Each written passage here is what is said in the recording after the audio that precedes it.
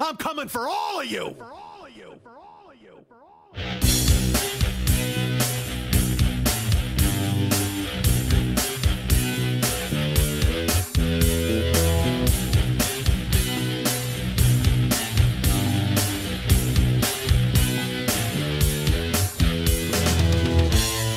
Right now, there's a 15-year-old sophomore in high school who has no idea they're studying nursing just so they can wipe my ass in 17 years. I'm 50 and single. That's a fantastic combination. I'm going to spend my golden years dating a handful of spit and a jug of Astroglide. Hey, what's happening? Mike Schmidt, 40-Year-Old Boy podcast. How are you, folks? I'm good, thanks. I throw that out there to you guys as if we're all friends and we're all together in this. Like, can we agree on one thing as a group, as a hive mind, as a 40-year-old boy, and all of the listeners of said 40-year-old boy? I don't want to call myself a 40-year-old boy. Yes, I'm 50. I get that all the fucking time.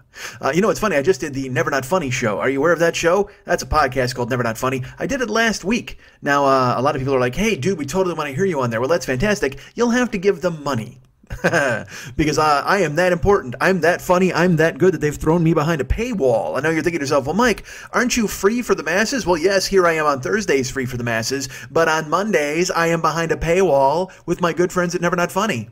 And that's not totally true. On Mondays, I don't want to say you got to pay for me all the time, because I will be on another show this coming Monday, I think. I hate plugging shit, because you know why? My show comes out every fucking week. Whether it's good or bad, it comes out. It's just sitting there right in your fucking lap, and it's there on Thursday. Whether it's there super early Thursday, or a couple hours later on Thursday, or one time this year in year 10, it came out on a Friday. Shut the fuck up and leave me alone, motherfuckers, because why the fuck are you going to yell at me? I don't know if I'm calling you mellow. Look, let me take all this back. Let me walk this back. You're not motherfuckers. That seemed rude. I mean, unless unless I meant it in the Joe Rogan way of, ha, what's up, motherfuckers? And then you're all like, we love Joe and Mike because he likes elk on a grill. Go follow Joe Rogan on Instagram if you ever want to just fucking think about your life. I don't know. Here's all I know about that fucking guy. All right, first of all, I want to do his fucking show badly. Second of all, he's got like 1 million listeners a week, and he always brings on, he's got Eddie Bravo on there talking and spinning off the fucking world like a goddamn top. And then he's got Brandon Schaub on there talking a lot of Yang. He used to be a fighter, and now he's a podcaster / comedian with a question mark.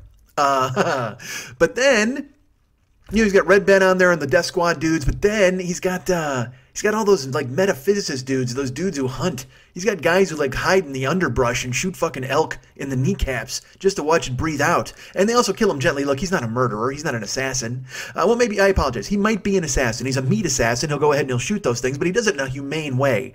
Joe Rogan loves the earth. He loves the world. Isn't that fucking ridiculous? Like, think to yourself, like the unlikeliest outcome for guys like that. When you saw Joe Rogan on like news radio, you know what I mean? Or hosting Fear Factor, you were just like, this guy's going to go the way of Probst. Eventually we'll see his cock on the internet and then everything will be fine.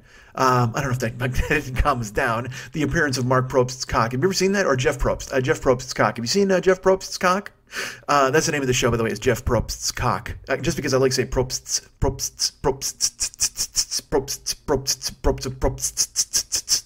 That's how Marshmallow would say it. Marshmallow would totally mix it in. Are you familiar with a marshmallow or his work? Are you familiar with the works of a marshmallow? Let's talk about Marshmallow for just a second before we get. Well, I got to talk about Jeff Probst's cock and Joe Rogan. I should see. This is the thing. I want to keep notes because my head goes spinning off the fucking planet. Look at me. I'm a fake Eddie Bravo. I'm kind of a meathead Eddie Bravo. I don't contemplate the things in society and the world that are wrongs. I don't climb into a bong and then float out and put somebody in a go-go plata. I can't be the Eddie Bravo of your dreams. However, I would be willing to let Eddie Bravo put me in a go-go plata, and then I would drift off like Morrison in the desert. That would be my version of acid. If I want to go into the desert with Eddie Bravo, and he can do all the drugs he wants, and then he just chokes me the fuck out, and I'll dream off. I'll float off. Me and Manzarek will float off and look down at Bravo with me in a triangle, or he's got me in a fucking whizzer, or maybe he's got me in a what's the other one that he does? The fucking I can't even remember Eddie Bravo's signature fucking the twister. Fuck, there you go. Maybe Eddie Bravo throws me in a goddamn twister. And me and Manzarek look down at me, and he's just like, what do you think? And I'm like, Jim? Because that's what I say when I get on planes.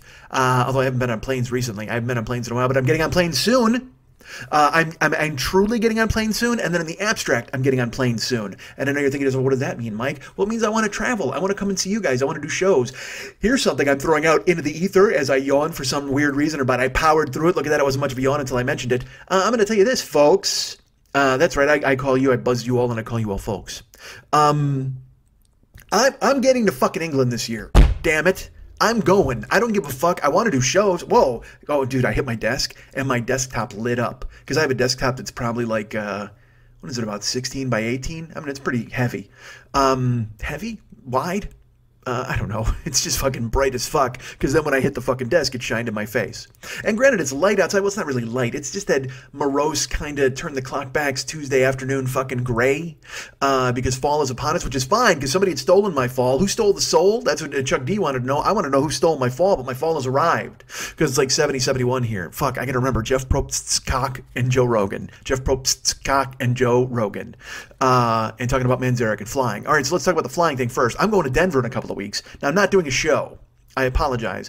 But I'll be in Denver hanging out with my buddy Dennis and myself and our great friend Randy and then Dennis and Kelly. And I don't know what we're doing. I think we're going to like rock formations. I had no idea. Look, I've turned it over to Dennis because Dennis is that guy. Dennis is the fucking guy I told you comes to LA and he tells me where we're going to eat.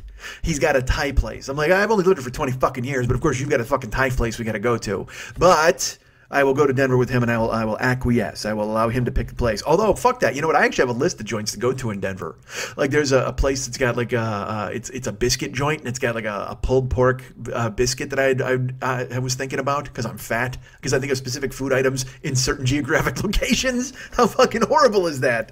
Yeah, you know what? I tell you, I woke up this morning thinking about a pulled pork biscuit in Denver, Colorado, as I was in Los Angeles, California, hiding in the gray of a Tuesday. Not a Monday, but a Tuesday.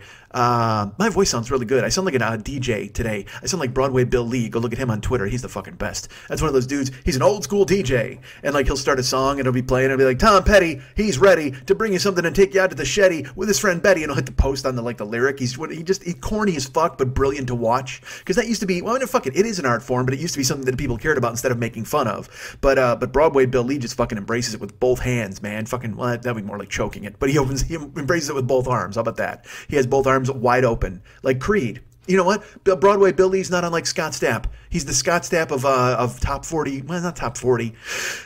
What's he on? He's kind of like on a Jack radio station. He's on some radio station in New York. I don't know. I follow him on Twitter. And I don't listen to his radio station because why the fuck would I do that? It's in New York. There's no way I can find it unless I find it on the internet. What am I going to do? Spend all day listening to Broadway Bill Lee hitting the post? Fuck that. I got my own stuff to do. Like go out in the gray. Like go out into the desert with Eddie Bravo and have him throw me in a twister. Me, Manzarek, stare down at me getting my fucking lungs chugged out and filled with sand. That'd be fucking terrible. All right, so I'm going to Denver. Fuck, I don't know why I told you that. Just because I said I was going to be flying, but I want to go to England for fuck's sake. And that's a plan. And I will throw this out to you, all of you people out there with funny accents in England who know me. And I'm throwing it out to comedians that I know who also play England because I want to play fucking shows out there, man. And this isn't like a little boy going, I want to go to England. Because this has been something I've talked about for fucking ever and never worked on. Well, we're working on it. I got a guy named John who contacted me via Twitter. I don't know, via Facebook, and he's like, he had offered me, he actually contacted me like 5 years ago, and he's like, hey, dude, I'll give you air miles if you want to fly over here. Now he contacted me, he's like, hey, if you want to come over here, I don't have air miles any longer, but I'd really like if you came. So I told him, I go, well, look, man, I want to do this. It's not even a fucking thing anymore. I'm definitely getting on the road more in 2018, and coming to England is something I really want to do because, again, people out there have been always fucking telling me, hey, we'll come and see you if you go. And, a comedian friend of mine, Alice Fraser, she plays there all the time, so I've contacted her. I haven't heard back yet. But I want to find out about venues. I want to find out about coming out there and doing shows. And if you're fucking English and you run a fucking show, if you got a show in Great Britain, as our friend Rick would say on The Young Ones, book me, man. Fucking have me on. Let's figure out a time that I'll come out there. When's it warm? Fuck that. I don't give a shit. I don't care if it's pea soup, fog, or whatever the fuck. Whatever you guys got going on. I'll walk the streets. I'll kill some whores with Jack the Ripper. I'll do whatever the fuck you guys do there for fun. I'll get into a fucking card game with a lot of weird dudes and have Guy Ritchie film it, and then I'll get cheated by a guy with a camera in the wall. And then I'll try to fucking figure out a reverse way to do it by posing in an apartment in the next room and listening through to a radio that I've hooked up. I've just given you part of the plot of Lock, Stock, and Two Smoking Barrels. I can be all those things. I can be a lock, a stock, and two smoking barrels. Let's get Lock, Schmidt, and two smoking barrels. Let's get Schmidt, stock, and two smoking barrels. Let's get Lock, Stock, and two Schmitting barrels. Let's get Lock, Stock, and two smoking Schmidts. I don't care. I just want to do the t-shirt. That's it. I don't even give a fuck about the show. You know, it's funny because I sit here and I think about what I could do in England and what would translate. Because in my head, I'm like, man, well, what if I did a show in another country? I mean, how weird would it be? But then I think about the shows that I did on the one-man tour, and those were just fucking... I mean, I talked for an hour about the trip itself, and then I did like a 2-hour one-man show after it. So I could come there just armed with stories, and you guys would want to hear stories that I did here, but would they translate I mean, I don't know. Do you have the same numbers as us, right? I can do I was like, how would I change the 7-Eleven story? Do I have to make it like a bangers and mash corner story? Some fucking, what do you guys got? Convenience stores out there? A chip shop? Perhaps a chip shop. I don't know who that fucking accent is. But fuck it. I'm coming there. I'm going to be in England this year. It's happening. It's fucking happening. And look, it's November, okay? So now I've given myself 14 months to make this happen. So if I even get there in December, I've achieved this. I want to get there sooner. I would love to get there as quickly as possible. That seems odd. Like if I want to just hang up this fucking show and just head over there now, that seems weird. I want to have shows booked and stuff. Look, I want to come to England just to see what you have to offer. I want to go there. I want to eat your fucking pork stuff. I want to eat your fucking streaky bacon. Or no, we have streaky bacon. You've got the other one. I don't want to have baked beans for breakfast though, man. I want to have a traditional, I want an English breakfast, but I can't eat the beans. Fucking baked beans are just, I don't even like I can barely dabble in baked beans at a meal, when they're just floating around in a bowl and looking lonely. But on a breakfast plate, when they're next to an egg, look, I love eggs, but I don't know if I love eggs enough to neutralize the beans. In an egg and bean fight, I'm solid team egg. And in an egg and bean team up, I'm sorry, I gotta just put the beans off to the side. I can't let you have it. I cannot give it up for you guys. I don't understand it. I don't want blood pudding. I would try or black pudding. You guys have black pudding. I would try black pudding, but I wouldn't try. I don't need to try beans. I just don't want to eat them. I've had them before and they're gross. Someone was just, who was the fuck was asking me about that, about baked beans the other day. And isn't that weird? How sad is that? I actually had a conversation about baked beans.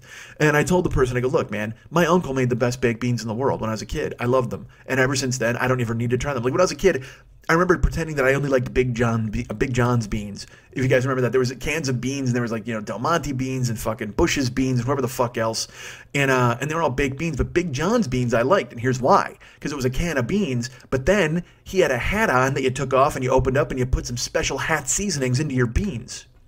And by hat, I mean it was a double can. Like it was a can of beans with a tuna can on top that was like a little hat, a little can hat. And you took the hat off, you opened that up, and you dumped all of those spices into the beans themselves, and you cooked it up and mixed it around, and you pretended like you had Big John's fixins in there, and it made it taste a whole lot better. And then I could pretend to myself, I'm like, well, fuck, see, I'm not just a regular bean guy. I'm a connoisseur. I got to go with Big John.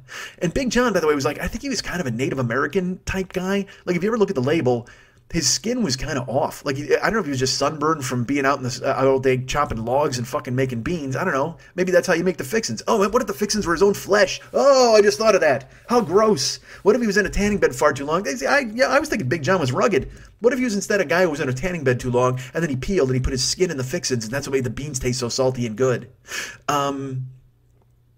It's gross, but I got to be honest, they were so good. I'd be on board. I'd eat a Big John. I might remember I said lick my neck, it tastes like beans? Lick Big John's neck, it tastes like beans. That's the guy who tastes like goddamn beans. Big John is out there pulling off fucking chunks of his own skin and throwing it in the fixins, then putting it in the can hat and putting it out there for me to eat as a 9-year-old, and me going, yeah, I love it. You know why? Just because it was complicated. I didn't give a fuck because he had to open 2 cans. That made it special for me. I'm like, fuck, don't open 1 can of beans for me. I don't fuck about 1 can of beans, but if you open a 2nd can and you dip it in there and you throw whatever's in that fucking can in there, what's that, Big John skin? Throw it right in there. Because again, if you look at the photo of him, he's all sunburned in the fucking drawing. It's not a photo, it's a drawing. Because he's one of those dudes I hate when they take a cartoon dude and then they make him a real dude. Because Big John was phony. I mean, he was on the beans and he's just a fake dude. There's not a real Big John. Although as a kid, I guess I could imagine that there would have been a Big John, just like I said, making beans in his house all day, out there chopping logs and being furious. But then you get older and they take those dudes and they make them real. Like the fucking brawny paper towel guy. You ever see that dude? Like there was a brawny paper towel guy and he just, he looked like a normal fucking cartoon guy. And he's like, hey, I'm absorbent, grab me. And grab me, I'm absorbent. That's the equivalent of lick my neck, it tastes like beans. Grab me, I'm absorbent. But then it turned out that was a dude who just fucking became real. Like they took his cartoonishness and they made it into like a real face. And now the dude on the brawny paper towels looks like Chuck Norris. And it's like, wait, there's a siren. Hold on, can you hear that? That's a serious siren because I live like off the fucking street. Turn your siren down, man. Jeff Probst's cocked. Probst's. There's really no reason to go into Jeff Probst's cock anymore either, because I mean you've seen it, you've heard about it, you probably looked at it, you Googled it while I was here. You heard me mention it like I don't know, an hour ago it seems like, and then you went, well, wait, what, Jeff Probst's cock is out there? We've got to find it. All right, I'll get to that in just a second. But first of all, let's finish this bean conversation that you've been fucking hectoring me about for weeks and weeks. You've been like, Mike, please give us your take on Big John and his beans. I don't even know how I fucking split. Oh, because of the breakfast thing in England. Yeah, I can't fucking. I'm sorry, I'm out. I mean, I'll have breakfast in England, but I'll try. I would rather try fucking black pudding than I would beans with eggs. Ugh, beans are just gross. That's just too. I like a savory breakfast, but if I'm gonna have a sweet, it's gonna be like a syrup, like a maple, like a French toast or a pancake. And baked beans are too sweet and savory. Like they're that thing where they can't fucking decide. Like they're almost like, hey, we're for dinner, or it might be for breakfast, depending on what country you're in. Fuck you, man. Make a decision. Come on, beans. Quit fucking, get off the goddamn food fence and make a decision. Be a fucking dinner or be a goddamn breakfast item. Now, I know you're thinking to yourself, Mike, you love eggs and you would have them for dinner. Yes, I would, goddammit. But eggs are fine. Eggs are savory. But the thing is, you can have a savory breakfast and a savory dinner. But you don't want to have like a fucking sweet savory thing that's kind of lurking on both ends. Don't play both sides of the fence with me. You know what? Beans are the bisexual of the food world. That's what they are. They're sweet and they're savory. I don't know if that technically describes a bisexual person, but really, that's the thing. They're on both sides of the fence. They're like, hey, we like cock and we like pussy. We're baked beans. That should be the slogan. I'll tell you what, Big John needs to put that on a can of beans, and I'll jump back board on the bean train. I'll be right back on the bean train, goddammit. If you just have we like cock and we like pussy, I'm in. Half of that I'm probably going to go ahead and maybe take a pass on. I mean, you could probably talk to me about it for a while and we'll have a discussion, but I got to be honest, I'll probably take a wide berth of the cock beans. However, the pussy beans, I'm in. If you make baked beans that taste like pussy, yeah, fuck it, I'll have them for breakfast. Hey, England, tell me that. Are your scientists working on that other than your Brexit? Maybe that's what you're trying to do. Maybe you're trying to get out of the fucking European agreement or whatever the fuck, the EU, so you can go off and make fucking pussy-flavored beans, in which case I am on board with you motherfuckers. That's right, I'm pro-Brexit. Is pro-Brexit being about pussy beans? If it is, tell me. Because it is, you've got a friend in me. As I said, like fucking the guy from Toy Story. Why did that pop into my fucking head? You've got a friend in me. You got a friend in beans, pussy beans. Baked beans that taste like pussy. Holy fuck, I'm on board. I just bury my face right into that bowl. Fuck that. I need the can. I don't even have to cook them. I don't have to. Because I'll tell you what, once I get my face in there, they're going to cook on their own. That's right. Don't kid yourselves. And now we've crossed into a horrifying thing that you're probably thinking about and going, I don't want to talk. I'd rather hear about Jeff Probst's cock than hear about you heating up a can of pussy beans in your face. Man, I'll tell you what, though. If you made that just seems like a winner, right? Doesn't it? That is a winner. A bisexual bean that likes cock and pussy, but pussy-flavored beans, I'm on board.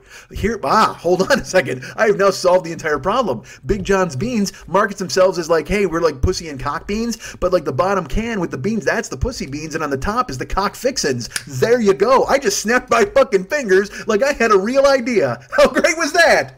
You got it, motherfuckers. I got a can of pussy beans with a fucking top hat full of cock fixins. And you mix them up, and that's all straight up Big John. That's what Big John tastes like. He tastes like fucking pussy beans and cock fixins. There you go. Listen to that fucking snap. That's got authority. That's right, goddammit. I'm going to snap all day. Different hand, but still snapped. All right, let's breathe. Let's take a breath here. Think about the things we were talking about and think about the things we still have to talk about. Let's talk about England for just a second. Let's get off the bean train for just a second. We were on it for a moment. It seems like too long. We talked about beans and being on the bean train. But I want to come to England, is my point. I will be there, pip, pip, and cheery fucking oh. And I will be there and I will do shows and I will meet people and I'll go look at your landmarks and I will eat whatever your fucking ridiculous food is and I will shake hands with your fucking guards and their big ass fucking furry hats and I will dance on Carnaby Street with Mike Myers in his Austin Powers outfit and me and Beyonce and Heather Graham and fucking the chick who banged Hugh Grant. We'll fucking all dance around in a circle. Elizabeth, whatever the fuck. I didn't know her name. She was a model. And then she got to do a movie. And then, like, she never got to do a movie again, right? Didn't she do 2 movies? She did 2 movies and bailed. But, yeah, she didn't bang Hugh Grant. Well, she did bang him, but she was his wife. And then he banged the fucking, the hooker here. Chastity Jones, whatever the fuck her name was. That seems like a weird name. That seems like that might be a Pam Grier movie from the 70s, Chastity Jones. I'm not sure. You know what? I might even remember the name of that because that chick did porn, right? Why is the name Moana coming to my fucking brain? I don't think Moana's a porn. It's not. It shouldn't be. Moana's like 4 years old. You're welcome, right? All right, so Hugh Grant and Chastity Jones wound up having sex, and then, of course, this secret agent chick, Elizabeth, whatever the fuck, Elizabeth Hurley? Is that it? That sounds familiar, but I don't know if it's her. That could be a politician. That could be anything. And don't fucking talk to me about politics, please. I cannot anymore. I'm ready to fucking pass out. For those of you that don't know, around the world, and those people I'm talking about are like our friend Sammy Shah, who's, I believe, in Australia. I don't know if he listens anymore, but he listened 5 years ago. And, you know, all of our friends all over the world who are listening in different countries, especially you in England with your Brexit and your EU garbage. It's an election day here in the United States. And I don't know what the fuck's going to happen. All I know is I have been told over and over what I have to do, even though I live in California and I have nothing to do with anything going on in this country. I'm supposed to be part of the resistance and I'm supposed to jump the fuck in. And I mean, the elections today are in like Virginia, I think, and possibly New York or New Jersey or something like that. And everybody's like, we got it. This is when we start taking it all back. This is the day we show them what's what. And we get in there and we flood and I don't fucking know. I don't have any idea. I'm so fucking bored with it. I just can't. This country is slipping away, and I'm watching it happen. And I guess Virginia is now battleground one. And you know what's funny? Robert E. Lee is from there, and then they took his statue down. And now that everybody's talking about, well, this is a referendum on statues because I guess the dude who's there, it's like their governorship. And the Republican guy is a racist, and he's talking. This is the thing that makes me laugh is when they the way they scare fucking people. When I was a kid here, there was a guy. George Bush ran on this thing called Willie Horton. It's not even a thing called Willie Horton. It was a man called Willie Horton. But it became a thing because Lee Atwater was a fucking Republican psychopath. And he was like, look, let's scare the fuck out of people. So they came up with this guy, Willie Horton, who had been freed on parole. And when he was on parole, he raped somebody. So they somehow tied him to Democrats and saying that Democrats were soft on crime because Willie Horton went out and raped a chick. Okay? So then they asked Dukakis at a fucking, like at a debate, they said, what if this guy, Willie Horton, raped your wife? What would you do? Would you want him to be killed in the death penalty? And Dukakis was kind of like, I don't know, duh. And everybody's like, ha, soft on crime. And I'm like, well, you just asked the guy if he wants to murder somebody. I mean, and the thing is, that's then. Now, you play to those vengeance instincts. The first thing you do is you go, I want to handle it myself. What? If he rapes my wife, I grab the switch myself and kill this motherfucker. That's what they want you to say. But the thing is, if you're trying to run for president, you're not supposed to be this bloodthirsty cocksucker who fucking does that kind of shit. Until now. We get this motherfucker out here now. Literally the other day, when the New York dude happened last week with the fucking truck, afterwards, he's tweeting like death penalty in big fucking letters. And I'm like, You're the guy in charge of all that. I mean, you shouldn't look like you're that much gung-ho about it because you're not the one who has to do anything. Again, you get to wear your ill-fitting suit and pretend like you're tough. That's all he does. Fuck. I can't get into this. But now, today, we're supposed to send a message, I guess, in Virginia. And the racist Republican governor, I don't even know if he's racist. He could be a fine man. I don't know anything about him, but he's chosen to dabble in racism to try to win the office. And by dabble, I mean send out mailers to people's houses that are like, are you scared of gangs? They're coming to rape your daughters. Vote for me. Essentially, that's what he's doing. This is the new boogeyman in this country, dude. Like it used to be like the Crips and the Bloods. They talk about inner city Chicago, and then the fucking El Rookins and the Disciples and the gangsters and all these motherfuckers. The insane, was it the insane? What the fuck? I don't want to say it's not Insane Clown Posse. There's the El Rookins, and then there's the insane Coho Lips. That's who it was. That's literally that joke's for Mex and nobody else. I swear to God, there's one other band. Who's the big gangs in Chicago? There's the Riffs, of course, the Warriors, who are bopping their way back to Coney, the Turnbull ACs, and the Van Cortlandt Rangers. We all know about the Van Cortlandt Rangers. Absolutely my favorite name for a gang in history. If there are no Van Cortlandt Rangers, if you're listening now in New York, go to wherever Van Cortlandt is, if that's a fucking neighborhood or whatever the fuck it is, and form the Van Cortlandt Rangers. Come up with the goddamn vests and just be the Van Cortlandt Rangers. Just to say you're those guys. Just because Cyrus called you out and gave you a name check. We've got right next to the Van Cortlandt Rangers. I loved that fucking name. The Disciples, the insane gangsters. No, it wasn't that. It was the fucking the El Rookins that was the big one, man, because they tried to go international. Like the El Rookins. When I was a kid, we had all the Latin Kings. Maybe I'm thinking of them. There's the Latin Kings, the El Rookins, the gangster Disciples. Is that it? Yeah, that should be it. There's no insane. I don't know who's insane. That's got to be like some TV gang that I made up and put in my fucking head. But the El Rookins were those dudes. Like I talked about them on the show before, I think, because in Chicago we heard about the El Rookins and they were like this gang that sort of were around in Chicago. And we heard of them and they were a big deal. And then all of a sudden we heard that they were reaching out to like Cuba and Libya to try to buy weapons and establish footholds in this country. I was like, Jesus Christ, you thought fucking Cyrus was crazy talking about we had 13,000 warriors but ready to fight. And now you get the El Rookins actually reaching out to other goddamn countries. That's spooky. But But then again, that could also be bullshit. I could have been being plagued by fucking politicians back then. Like I said, that could have been the Willie Horton of my time. They're like, hey, the El Rookans are reaching out to Libya. Oh my God, that's terrible. We got to do something about these El Rookans. Instead of worrying about the fact that there are white dudes who are fleecing us some stuff in their fucking pockets full of cash. Hi, I'm a white dude. And I guess, you know what, here's what I think. This is what I think, bottom line. If I could just get a handle on that cash, if I could somehow fool people to get me into a fucking big time position, I would steal as much money as I possibly could. And then I would trickle down to you guys. Let's put it that way. It's trickle down economy. That's how it works. You know how that works when they talk about the trickle down voodoo of economics and the trickle-down theory. Well, dudes, here's the thing. Put me in office. I will steal as much money as I fucking can, and I will give you whatever you want. If you guys come to me and you're like, hey, we want a bridge, dude, I'll build a bridge in your fucking house. I don't care. Because that's how it works. These motherfuckers get jobs, they get into fucking Congress, and then all of a sudden everybody comes up and goes, hey, I gave you $40,000. You got to go ahead and make sure that I get enough stoplight in my town. And they're like, boom, stoplight. Boom, I'm going to snap all goddamn show. Which is strange to me that they reach out to these people and they put them in office and then they go looking for favors, right? That doesn't seem like it would make any sense. You would think just out of the kindness of your heart, you would vote for these people. There'd be no graft. You wouldn't come looking for your payoff later, would you? So this motherfucker in Virginia is running on, this is, again, the new fucking scary people are the MS-13 gang. Now, look, they could have picked a scarier name. At least El Rookin sounds fucking scary because there's no vowels in or there's only a U. It's R-U-K-N. Like if it was R-O-O-K-I-N, comma, which, by the way, that was with my intramural chess team when I was in high school. We named it the El Rookins. That's how we handled our business. We were the El Rookins. We had the fucking hats to the side. We looked good. Colors sharp. But the El Rookins, that's a scary fucking name. But MS-13, that sounds like a cable channel you never watch, right? But then again, if you saw who the MS-13 was, would you not watch their cable channel 24 hours a fucking day? Oh my God, of course I would. Because it would be 23 hours and 45 minutes of guys getting tattoos and then maybe 15 minutes of guys yelling. That would be the entire MS-13 broadcast schedule. 23 hours and 45 minutes of tattoos and then 15 minutes of guys yelling at other guys. I'm on board for that. I give them a channel. Netflix ought to give them a fucking hook them up. Get an MS-13 fucking channel rolling. A streaming channel, certainly, because I want to peek in on the MS-13 whenever. Like C-SPAN, you know, when you get... C-SPAN always goes off the air. Fuck that, man. They should stay on air 24 hours a day. And not like with talk shows. They should just have cameras in the fucking chamber. So you could like look through and go, oh, dude, look at that book. Look at that book there on that desk. That's got a fucking possibility. I bet there's a lot of plans in that book. I would totally peek in. I watch that kind of shit because that's fucking boring as shit to me, but I love it. Again, like I said, anything I can just turn off my fucking brain. It's like that fireplace. You know that fireplace that comes on your television set? It's the stupidest fucking idea in the world, but I gotta imagine that I would watch it for hours and hours and hours. The only thing better would be if you put some rotisserie chickens over that goddamn fireplace. Oh, goddamn, combine my two loves of boredom, hiding in the house, and fucking, that's three loves. I'm not going to stop. Cooking food and boredom. There you go. Combine them. Just staring at a crackling fireplace, but then you put a couple of rotisserie chickens on the top of it. Oh, my Christ. That's festive. That says it all. And if there was some way you could give me a card where I could scratch it and smell the roasting chickens.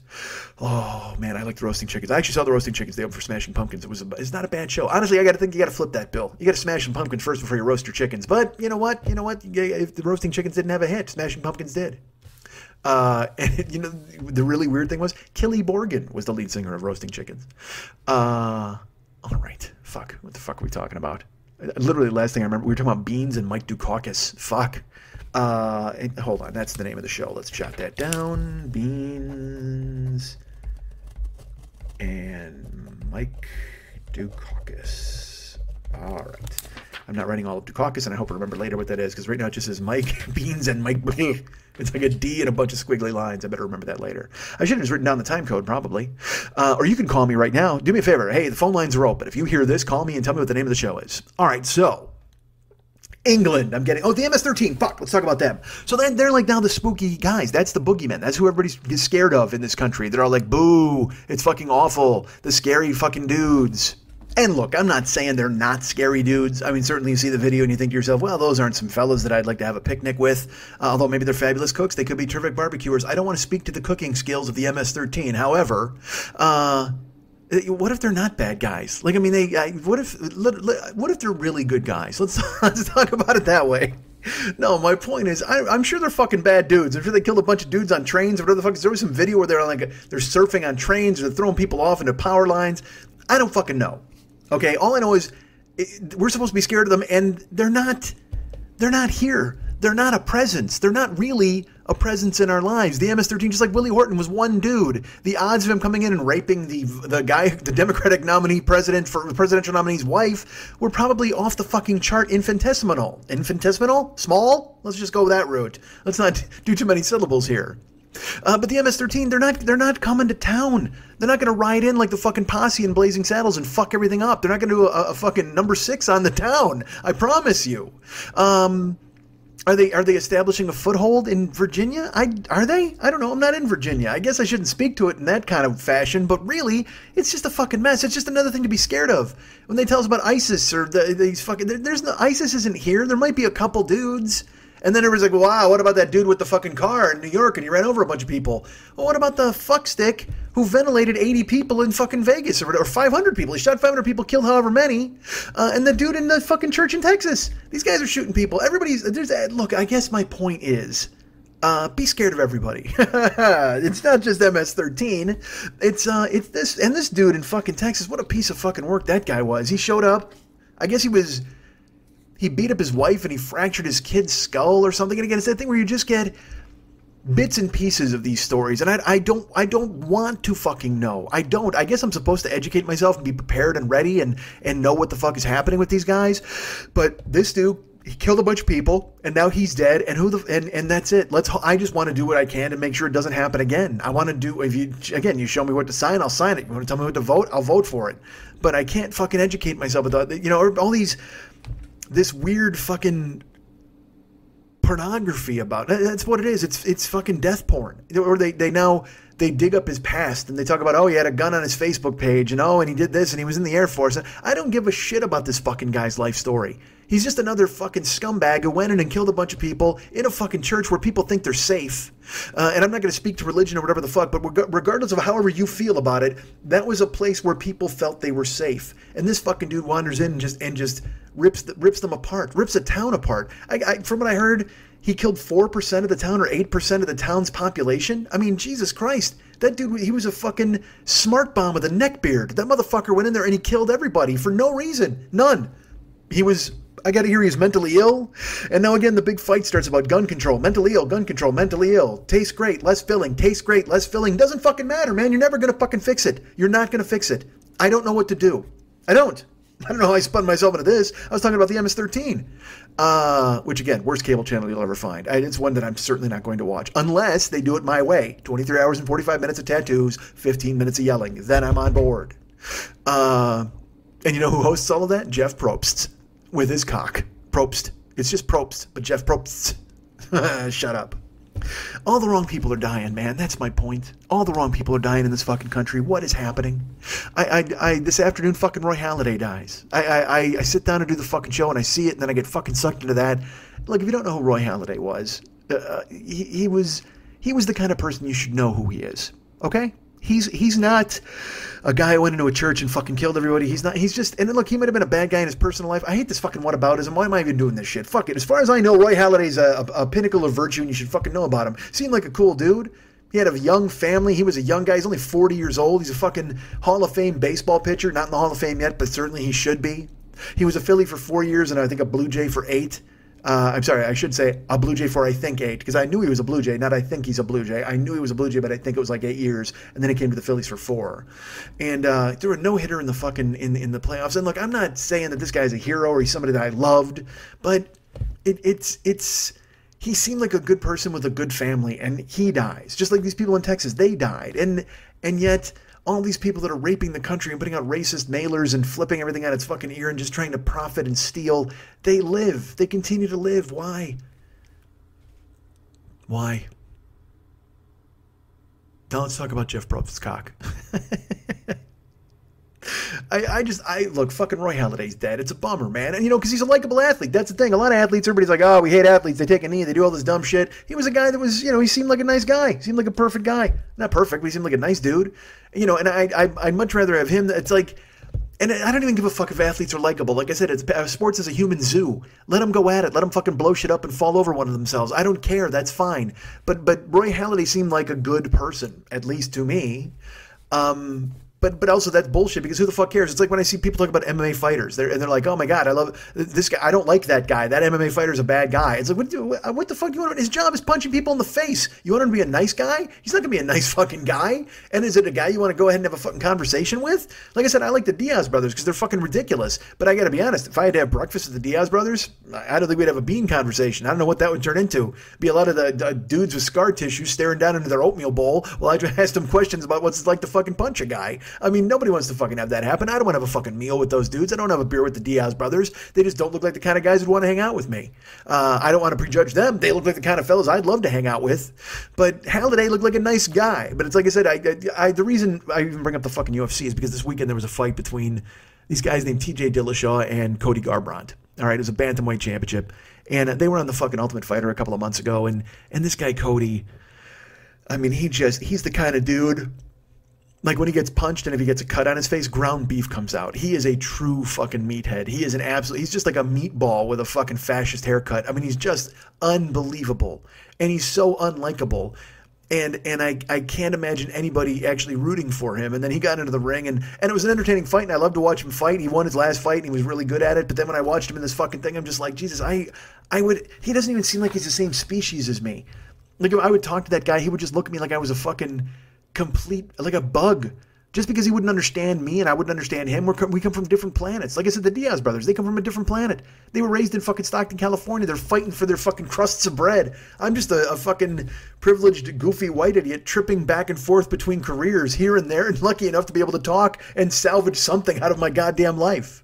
I don't know. Why am I talking about this? It's just fucking dumb. But it's because Halliday died today and it made me think about likable athletes versus unlikable athletes. I mean, I had this conversation about the UFC and these guys are like, oh, I like Cody. Who the fuck likes Cody? He's awful. But then I'm like, who am I to not like Cody? I mean, he seems like a meathead douchebag, but also when he won the title, he brought in a cancer kid and gave him a fucking piggyback ride. So I'm like, all right, well, that seems like he's a decent guy.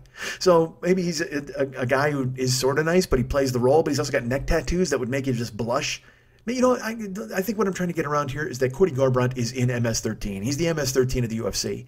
And if he had a station, if he had Cody 13, that channel, it would also be 23 hours and 46 minutes of neck tattoos, and then 14 minutes of him yelling at TJ Dillashaw and grabbing him by the throat. That's what it would be. Would you tune in? Probably not. I know I wouldn't. But there's just this preponderance of dumb, and I see it happening all over the fucking place. Again, like I said, I'm being exhorted by Twitter that I've got to do something in Virginia. It's like, I can't. What do you want? Thoughts and prayers? That shit doesn't work anywhere, as we've seen this fucking past weekend. What am I supposed to do for Virginia? I hope they get the vote out tonight. I hope something happens, and I don't even know what the fuck I don't even know what it's gonna do. It's like a Republican dude against a Democrat dude, and if the Democrat wins, so what? Then Trump melts like we threw a bucket of water on him in fucking Wizard of Oz. I mean, I don't even know. It's just, I guess it's a chink in the armor or something. And my God, does he have armor? How the fuck? It used to be in this country, if you were president, you had to at least be semi-well spoken. We used to make fun of George Bush because he was stupid, and George W. Bush, I should say. And Trump is in Asia. He's in fucking, I think he's giving a speech in Korea today, and he was going to go to I think he's going to the DMZ, not the DMV. He might go to the DMV. He's going to the DMZ tonight. And trying to explore that between, I can't even, aren't you just waiting for him to do the stupid thing? Aren't you just waiting for him? Because he already said when he was in Japan, he was talking about North Korean missiles, and he said he couldn't believe that a nation of samurai warriors wouldn't shoot down the missiles. I just, if you're the people that are in his traveling party, you can't think that that's cute. You can't think, oh, of course. I mean, even Prime Minister Abe has to be going, this guy is a fucking dope. I mean, what a fucking lump. What a fucking pile of mashed potatoes in an orange wig and a bad suit. I mean, he's just an embarrassment. And as an American, aren't you embarrassed to send that overseas to represent you? And I know a lot of people are just like, well, he doesn't represent me, but America first. Well, dude, if America first means the stupidity that this guy brings to fucking bear, maybe America can go second once in a while. Maybe America can go fucking third. Maybe America should go in a corner and read a book and learn about what it means to be a grown-up. Because if you're fucking supporting that dude, it is a mess. And yes, you love him. I get it. I'm not trying to fight with anybody. What I'm saying is if you love him and you support him and you think the things he does are great, fine. But you have to admit, him saying a nation of samurai warriors, if it was your dumb friend from school, you'd go, haha, what an idiot. But as the president, don't you go, yeah, that's fucking cringeworthy and I hate it. I just don't. And I know if some people are like, oh, I don't give a fuck how Japan thinks of us. And it's like, yeah, I mean, truthfully, Japan probably thinks I'm an idiot because I say a bunch of dumb things if they're listening or they care. But I'm not the fucking president. And to have that guy go over there and be the representative of all of us, and just, I can't believe a nation of samurai warriors didn't fucking, it's like he's, the only thing this guy knows is The Last Samurai. He probably watched it on the fucking plane over to try to learn how to deal with these people. He watched Kill Bill. That's all he did. He watched Kill Bill. Didn't even watch part 2. He just watched Kill Bill part 1. And that's his whole touchstone with Japan. Jesus fuck. He probably had 4 egg rolls on the plane and went, all right, I'm well versed to talk to these people on their fucking playing field. Jesus. But then, I'll tell you this, there's a fucking clip of him feeding fish. See this clip? It's fucking Bush and the Prime Minister of Japan, and he's feeding fish, and all I saw was a still photo. Okay? And it said, Bush dumps all food, Trump dumps all food into a koi pond. And I'm like, what an oaf. And I actually tweeted that. I go, what a fucking oaf this guy is. I go, a lifetime of privilege and enough money to not have to worry about his ignorance. I mean, it's just pathetic. But then I watched the video of it. There was a video clip, and thankfully I did. I watched the video because the video came out like 10 seconds later on my Twitter feed, and I watched it. In the clip, the Japanese Prime Minister also dumps his food into the koi pond first, and then Trump does it. So you can't fucking put Trump against the wall for doing the same thing that the fucking Prime Minister of Japan did. And I know you're thinking, well, hey, you know, it's a koi fish, and maybe if he wants to kill him, it's his country. No, fuck you. Fuck your explanation. All right, Trump just followed that dude's lead, and I don't blame him. It's just like when everybody gave George W. Bush a bunch of shit for holding hands with the Saudi guy, and that's like, well, that's their fucking custom. And George W. Bush is like, well, I'm fucking, this is what they do. They took my hand. I'm not going to fucking, what am I going to took my hand away because I'm all badass? No, I mean, I'm going to do what they do. This is their deal. And so Trump probably saw that dude dump the fish food, and he just did. Well, he's all right, man, let's fucking do this. Because they were doing spoonfuls first. It was like a photo op where they're like, yay, we're feeding the koi. And then Prime Minister Abe is like, yay, and he threw a bunch of food in. And so Trump just dumped his under, because, you know, let's put it this way, all right? I will say this about fucking Trump. He doesn't give a shit about any of this ceremony nonsense. He doesn't give a shit about pretending to care about their culture. You know, when it comes time to pardoning this fucking turkey later in the month, I'm sure he's going to have some bullshit tweet where he's going to name the turkey Crooked Hillary and he's going to sentence it to death. He's going to do something dumb, but it's because he just doesn't give a fuck. He's a lout. That's what he is. He's just id. That's all he does, and he reacts on instinct. He does whatever the fuck he's wanted to do his entire fucking life. So when you see him over there and they're doing the fucking fish thing with the 3 spoonfuls in his head, you know, he's just like, get me the fuck out of here. Why the fuck am I doing this? Because he's also still got that, you know, dumbass New Yorker in him where he's just like, fuck this. Why are we feeding these fucking fish? This is just stupid. This is the part of the job he fucking hates. He wants to just sit in his office with a Diet Coke and tweet to people and then give orders and just fucking have people kiss his ass. He doesn't want to stand there and fucking hold hands or shake hands or worship at a ceremony or any of that or feed fish. He doesn't give a fuck at all. Like believe me, that's the last dude on earth you would trust with your fish. I guarantee it. If somehow you were going out of town, you're like, hey, Donnie, watch my fish. You'd be like, sure. You come home. Not only is that fish dead, he sold the fucking bowl. That's how much of a fucking scumbag idiot he is. So he doesn't have any time to worry about these ceremonies or any of the bullshit they're going through over there. So I don't blame him for dumping all the food. And he saw Abe do it. And he was like, oh, here's my out. Wham. I'm surprised he didn't throw the fucking box in, quite frankly. So I can't fault him for that. He wants nothing to do with any of the pomp or the circumstance of the ceremony. And it's not because he's like a hardcore businessman like Phil Hartman in the Reagan sketch in fucking Saturday Night Live where he's like, back to work. He's not that dude. He's just like, the fuck is this dumb shit? What's going on? He's kind of got that in common with a lot of Americans. Americans like American shit. They don't want to, you know, they want to make a hamburger and they want to watch NASCAR and they want to sit the fuck down and, you know, they want to smoke weed, whatever they want to do. And they want to do it when they want to do it. They don't want to have to be told that they want to go to a wedding or they want to have to put on their good clothes. Trump doesn't want to put on his good clothes. He wants to go golfing all the fucking time. Guy only lives in a suit because he's had to. He'd rather be on a fucking golf course all the fucking time.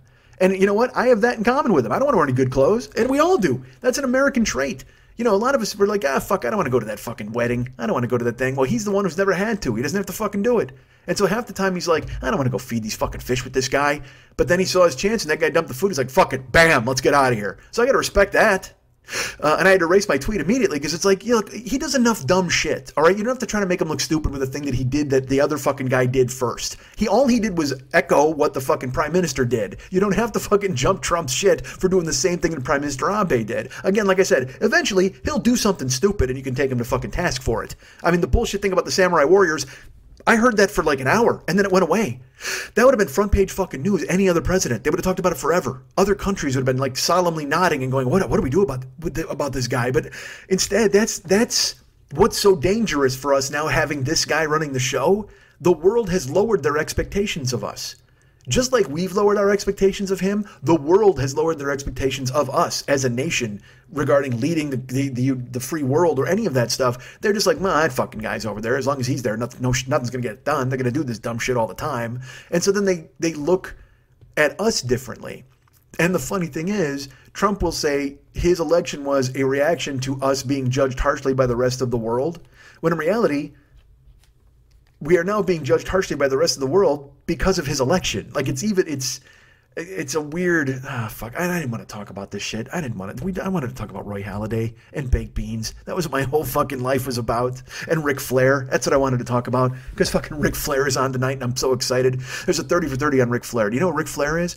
I will sit here because if you said no, I'm going to climb through the fucking earbuds and punch you right now. I'm going to climb out of your iPod vagina and just fucking smoke you, man. How do you not know who the fucking nature boy Ric Flair is? Ric Flair is a guy that, first of all, he's the greatest pro wrestler who ever lived, period. You want to come at me with Hulk Hogan? I'll fucking argue with for days because Hulk Hogan may have superseded it and become a cultural icon, but Ric Flair is just as big a cultural icon, but he's cool. Okay? People know who Hulk Hogan is. There might be more people who know who Hulk Hogan is, but the cool people know who fucking Ric Flair is because he's the goddamn nature boy. And you know what else he is? He's the fucking man. And to be the man, you've got to beat the man. And in this sport, Ric Flair is the man. He's a dude that I watched growing up. And you know, there are people that influenced me with language. There are people that made me really think about how to speak and how the rhythms and the way they were perceived just from the things that they said. And Ric Flair was one of those dudes. I mean, he could extemporaneously talk. And look, you can argue that he was basically saying the same thing over and over, just in different ways. Sure he was. He was telling you he was the man. He was the fucking nature boy. He was a kiss-stealing, wheeling-dealing, jet-flying, limousine-Ryan son of a gun. Ryan? Ryden? Fuck. And he would say it every fucking week because when you walk that aisle, I mean, dude, he was the man. He was clearly the man. For years and years and years and years and years and years. And the thing is, he just wasn't as popular as the guys in New York because they had a bigger television contract. But Ric Flair has bled through to where everybody knows who he is and they know he's I mean, dude, you go to anything. You go to a boxing match now, and if a guy gets fucking shoved, they all scream woo because of fucking Ric Flair. Any wrestling match in the world, they all yell woo for chops. It's fucking amazing because it's Ric goddamn Flair. And now we're going to school. And that's what you say before you put the fucking figure four leg lock on somebody. God damn it. Ric Flair was the greatest wrestler in the world because he sold for everybody too. That's another thing. He took a beating like nobody fucking else. You know, Shawn Michaels was a guy who wound up taking a beating all the time, but he was doing it because he saw Ric Flair do it. Ric Flair would fight guys for an hour. He'd go into a 60-minute draw and get his ass beat the entire time, and then he'd walk out of there still styling and fucking profiling. He's the first guy I ever heard who used Twisted Steel and sex appeal.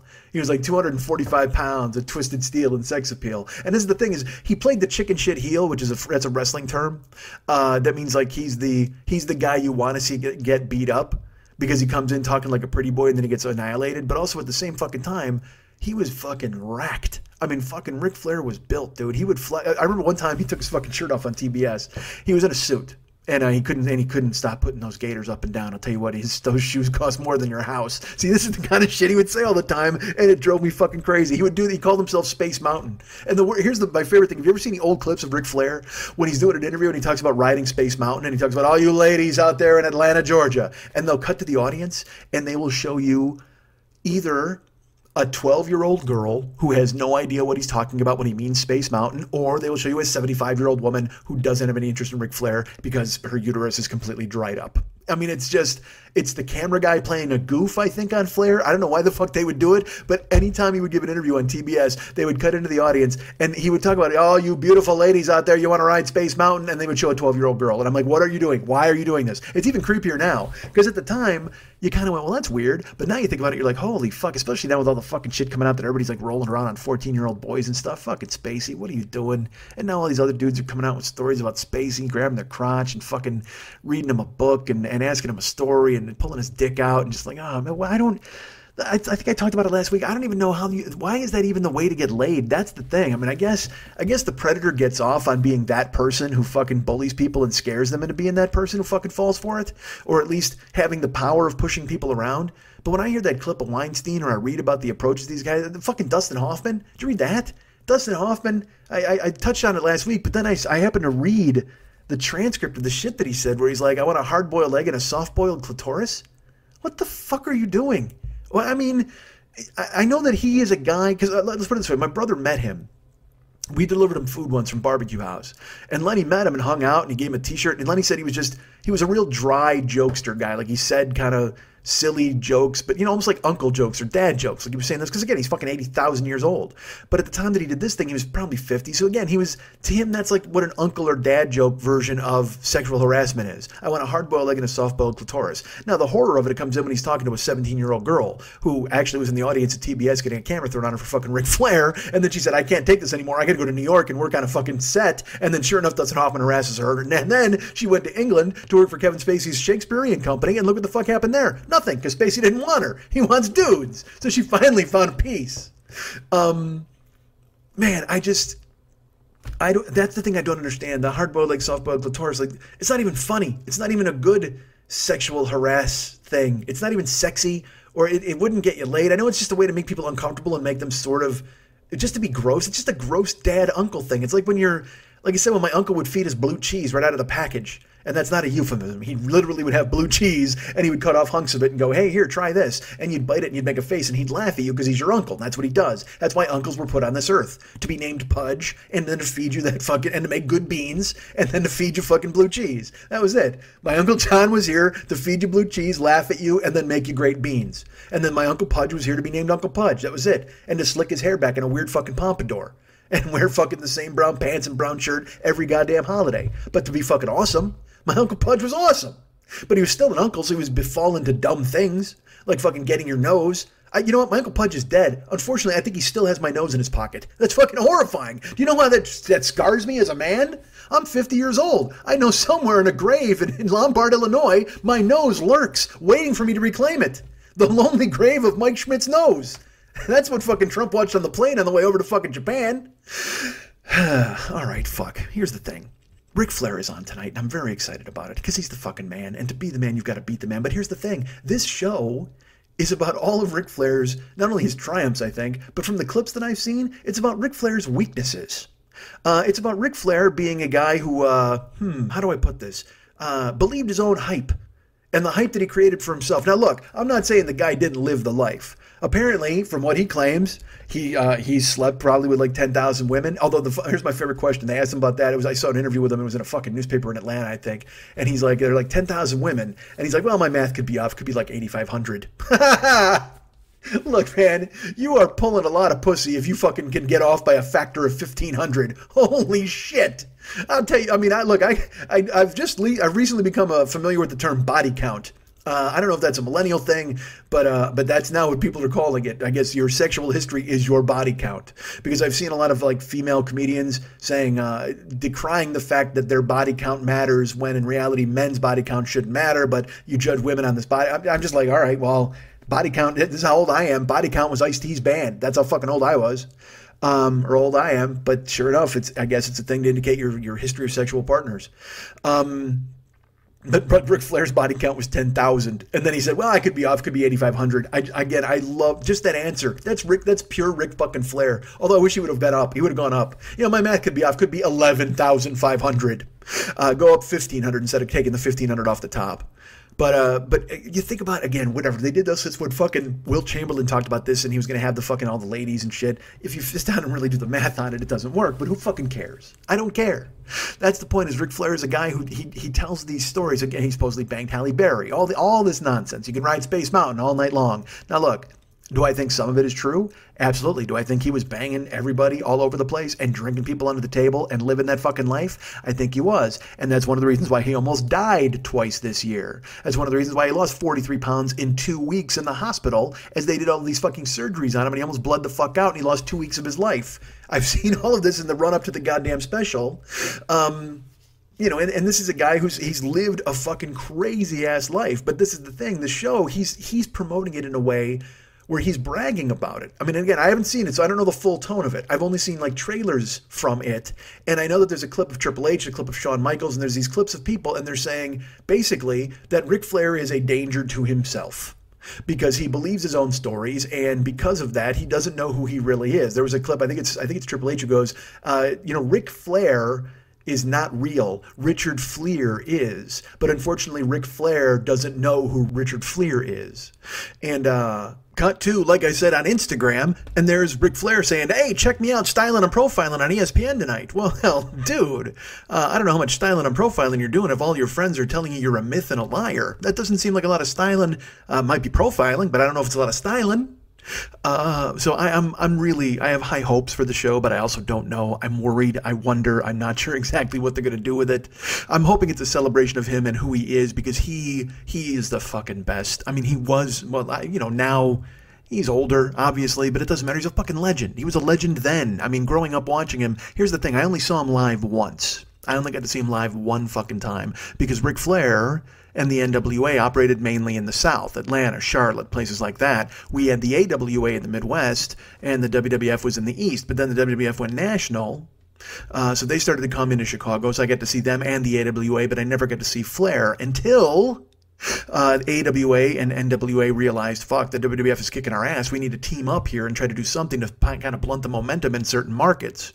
So in Chicago, in 1985, the NWA and the AWA reunite. That's the National Wrestling Alliance and the American Wrestling Association. I know you don't care, but I have to tell you, because if I keep saying NWA, AWA, you're going to be like, I don't even know. And WWF was World Wrestling Federation, but then they got sued, and they had to change it because the World Wildlife Fund owned it and had a trademark. And this is the weirdest fucking thing. I have no idea why WWF got to be WWF forever. They were that for, it seemed like 30 years. And then all of a sudden, WWF Wildlife Fund people said, hey, look, pandas and alligators are a lot more important than you motherfuckers. So maybe that was the thing. They were mad at Skinner. There used to be a wrestler in the 80s. WWF was like, that's what I'm saying. It was all cartoons and shit. When I talk about Hogan against Flair, Hogan was a cartoon.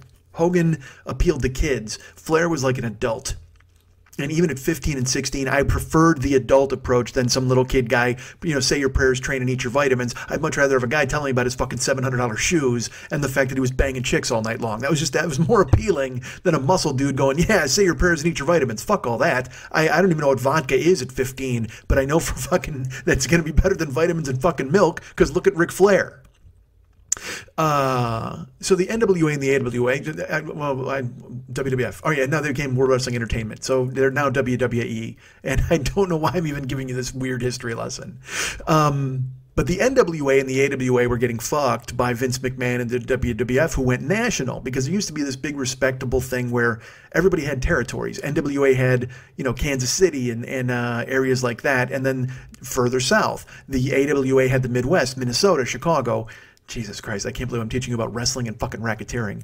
Don't even get me into the West Coast with fucking classy Freddie Blassie and Rocky Johnson and everybody else who was out here with fucking those dudes and all the Samoans. All right, so the NWA and the AWA were realizing that that McMahon was not fucking around. He was putting all this money into it. He was stealing their stars. He was paying a ton of cash and infringing on their territories. So we got to team up and blunt people. So in 1985, they had a card called Super Clash. 1985, I believe it was called. I don't know if the year was involved, but I'm calling it that now just in case. Super Clash. And it was all these stars from AWA and NWA, and also WCW. Or I apologize, WCCW. Jesus Christ, dude. It's fucking anagrams and nonsense. How do you even try to keep up? WCCW was World Class Championship Wrestling, and that was down in Texas, and that was Fritz von Erich. He owned that, and his sons were the stars because, well, the dad owned it. So he's like, well, fuck it, let's make my kids the superstars of this. I mean, dude, Fritz von Erich was still a badass down there. The guy's 77 years old. He's still putting guys in the claw, fighting Skandor Akbar. That's the thing. If you own the joint, you can make yourself the man. It would be the equivalent of, like, if the NFL was fake, if Roger Goodell put himself on a team and made himself the top quarterback. That's what Fritz von Erich was down in WCCW. Well, they were also getting run out, and so they teamed up for this card at Super Clash. I'm going to keep saying it like that because it's very important. And me and my buddy Kevin were like, well, we're going to fucking Super Clash because, look, we had been going to AWA cards. So we were able to see guys like Rick Martel and, all these local, they weren't local, they were national stars. But mainly I went to see the Road Warriors. That was the whole reason I went to see the AWA, because the Road Warriors were always in town. So we'd get to see them fight Gorgeous Jimmy Garvin and Steve Regal. We'd get to see them fight, any team, the Crusher and the Bruiser, all these dudes. Well, the Super Clash had the Road Warriors, and they were fighting the Freebirds, which was fucking amazing because the Fabulous Freebirds were tag team wrestling used to be a big deal. And again, women tune out right now. I can literally hear your vaginas drying up as I talk about this. You're like, I can't. As if you're tolerating like a child in the car on the way home from school as he tells you what happens at recess. I get it. There's not much here for ladies, or for some dudes who are just like, man, fucking wrestling's a ballet and I hate it. I get it. But stick around. Why not? It's great. No, it's not. It might not be. Fuck that. It is. Wrestling's the greatest. If you weren't into it, I get it. But man, it was fucking awesome. And it made me who I am. Ric Flair made me who I am. The Road Warriors, these dudes, just not the Road Warriors so much. They were terrible on the microphone. That was the one thing. I loved them because they looked fucking amazing. They played the part. Their entrance was the greatest. But then whenever they'd open their mouth, I'd be like, oh man, the fucking Road Warriors are not great on the mic. That's a drag. It wasn't until later on you saw guys like Brian Pillman and fucking Mick Foley and these dudes doing promos, and you're like, oh, that's what it's about. It wasn't just shouting about coming to the armory and beating a guy's head in. It was this psychology and brilliance, and Flair was one of the first guys who actually exposed me to that. Randy Savage. Oh my God, Randy Savage on the fucking microphone. And then later on, Steve Austin and The Rock. Those guys were fucking brilliant. And there's a reason those guys are names that you know. There's a reason why, if you don't know what wrestling is, you still know who Stone Cold Steve Austin is. You know who he is because he transcends it because he's so fucking good on the microphone. The Rock, again, like I said, charisma vacuum, possibly the most charismatic human being in the history of the world. The Rock. I go to his Instagram. You watch him for 30 seconds. You're like, I want to hug this guy or buy him lunch or something. I want to send him everything I have. He could talk me into fucking anything at this point. And you know what? It's the same feeling I had from Ric Flair when I was 15. I'm 50 and I see The Rock and I feel the same way I did when I saw Ric Flair when I was 15. So at Super Clash, the NWA was coming to town. And so was WCCW. So we were going to see Kerry Von Erich. Kerry Von Erich was coming. He was going to fight gorgeous Jimmy Garvin. We were going to see the Russians, which was going to be Nikita Koloff and Ivan Koloff. They were going to be there. It was guys you didn't get to see. I loved seeing wrestling, but now to see guys that I'd only seen on television, that was a big deal. And I really wanted to see the Road Warriors and the Freebirds. It was going to be amazing because, I mean, the Freebirds were a fantastic tag team. Michael P.S. Hayes, Terry Gordy, hated Buddy Roberts, not a fan. But it didn't matter. Fucking Michael Hayes and Terry Gordy were brilliant on the microphone. They were great in the ring. And then the Road Warriors were just fucking the Road Warriors. They were ridiculous.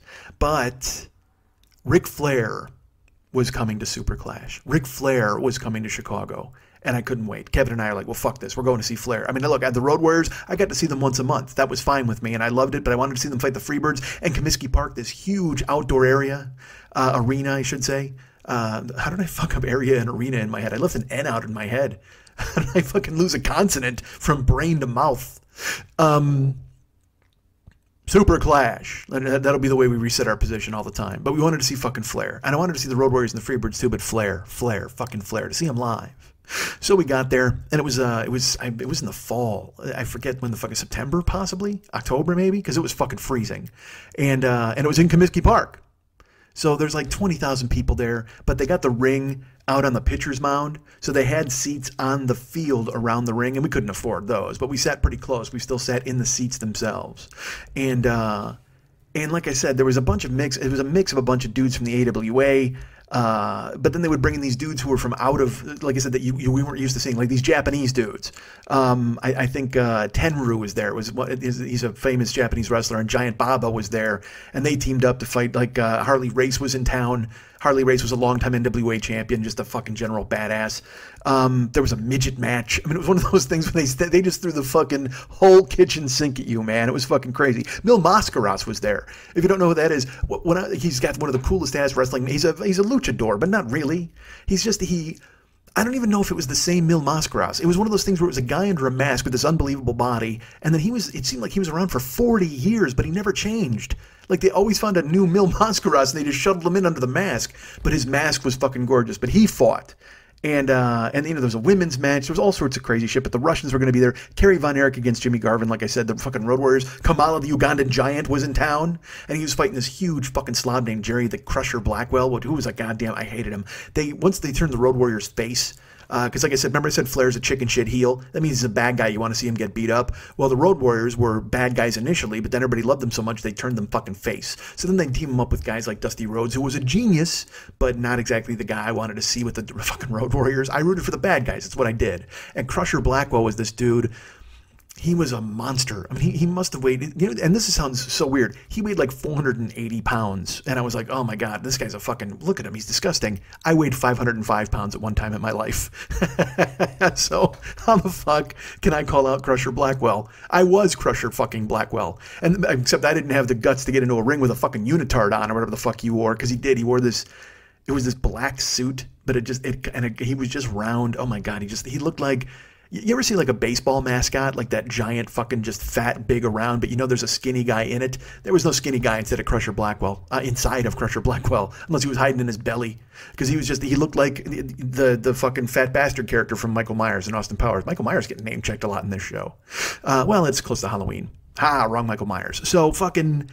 Blackwell was there, and he fought Kamala, I believe, and it was that thing where it was a bunch of dudes, and Stan the Lariat Hansen was going to be there. Stan the Lariat Hansen is he was a no nonsense like cowboy dude, but he wasn't like a cowboy like, hey y'all. He was more like a fucking chaw dripping down his face, ready to fuck guys up kind of cowboy. And actually, he fought Rick Martel. And they didn't even fight. I don't even know if they got in the ring at all. Stan Hansen just tied his bull rope around fucking Rick Martel's neck and dragged him around the infield and beat the fuck out of him. It was gorgeous. And I know you're thinking that sounds a lot more like gay porn than it does a wrestling match. Well, you're really straddling a line with both of those, to be honest with you. I mean, you can look at it one way or the other. 6 of one, half a dozen of the other, probably. Gay porn, male wrestling, who knows? I mean, there's a lot of guys, a lot of thin fabric. But Stan Hansen is not a guy you would ever see in a gay porn unless he was just like roughing dudes up. He got paid to do that. I don't want to cast aspersions on Stan Hansen. He's going to fucking find me. Next thing you know, he ties a bull rope around my neck and drags me the fuck around, and I got to take it. And I'm not wearing a fucking unitard like Crusher Blackwell. But yeah, seeing like that was, I loved a guy like Stan the fucking Lariat Hansen. That guy was just a fucking psychopath. I loved the bad guys. So Flair is fighting Magnum TA. And I will admit at the time I was disappointed it wasn't Dusty Rhodes, because Dusty Rhodes was also a huge superstar. Not my cup of tea, but Flair and Rhodes was one of the greatest feuds in the history of wrestling. And I don't think I've even mentioned the Four Horsemen yet. Oh my God. Ric Flair, Arn Anderson, Tully Blanchard, Ole Anderson. They formed a faction called the Four Horsemen. It was one of the first stables that I can remember in wrestling history. Skandor Akbar had his army. Eventually, the Grand Wizard had his, I forget what he called it. There was Paul Ellering had the Legion of Doom, and that was that was always the Road Warriors, but then like Rick Rude floated in and King Kong Bundy floated in. The Spoiler floated in. God, I love the Spoiler. The Spoiler would walk on the ring ropes. He would do this fucking weird thing where he would like spider walk on the ring ropes, not spider walk with hands and feet, but he would just climb on the ring ropes like a goddamn spider monkey, I guess is what I'd say. And then he winds up training Mean Mark Callis, who then becomes The Undertaker. This is a ridiculous deep dive into fucking wrestling for you people. Oh man, sleep it off.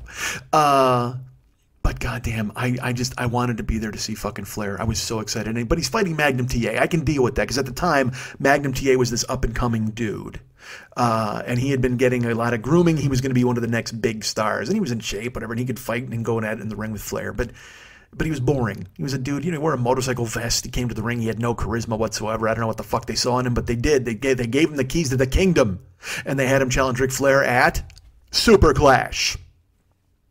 So Magnum TA comes out, he gets in the ring. And I will tell you this, I remember this vividly. One of the problems I had with Super Clash was because Comiskey Park was so huge, there wasn't the pomp and circumstance that there needed to be with wrestling entrances. I know that sounds ridiculous, but half the fun of seeing wrestling is seeing the lights go out and hearing the fucking theme music of like the Road Warriors entrance. They came into Iron Man by Black Sabbath. It was a spectacle because the fucking lights would go out and you just hear the and then I could actually do the announcement with the song and hit the post on the guitar. It's ridiculous. It's just from so many times seeing it and rehearsing it in my house. I loved it so much. And then the Road Warriors, they'd play Iron Man by Black Sabbath at fucking high decibels, and the Road Warriors sometimes they would sprint to the fucking ring and beat the shit out of the guys that were in there waiting for them or chase them out of the ring. But what I really liked is when they just fucking walk, and they just had this fucking dog collars on and fucking paint on their face and huge, ridiculous, steroid-ridden muscles, just fucking vascular and super yoked, and they would walk down the fucking aisle and just stare. Just when they were bad guys, they'd just fucking stare. It was perfect.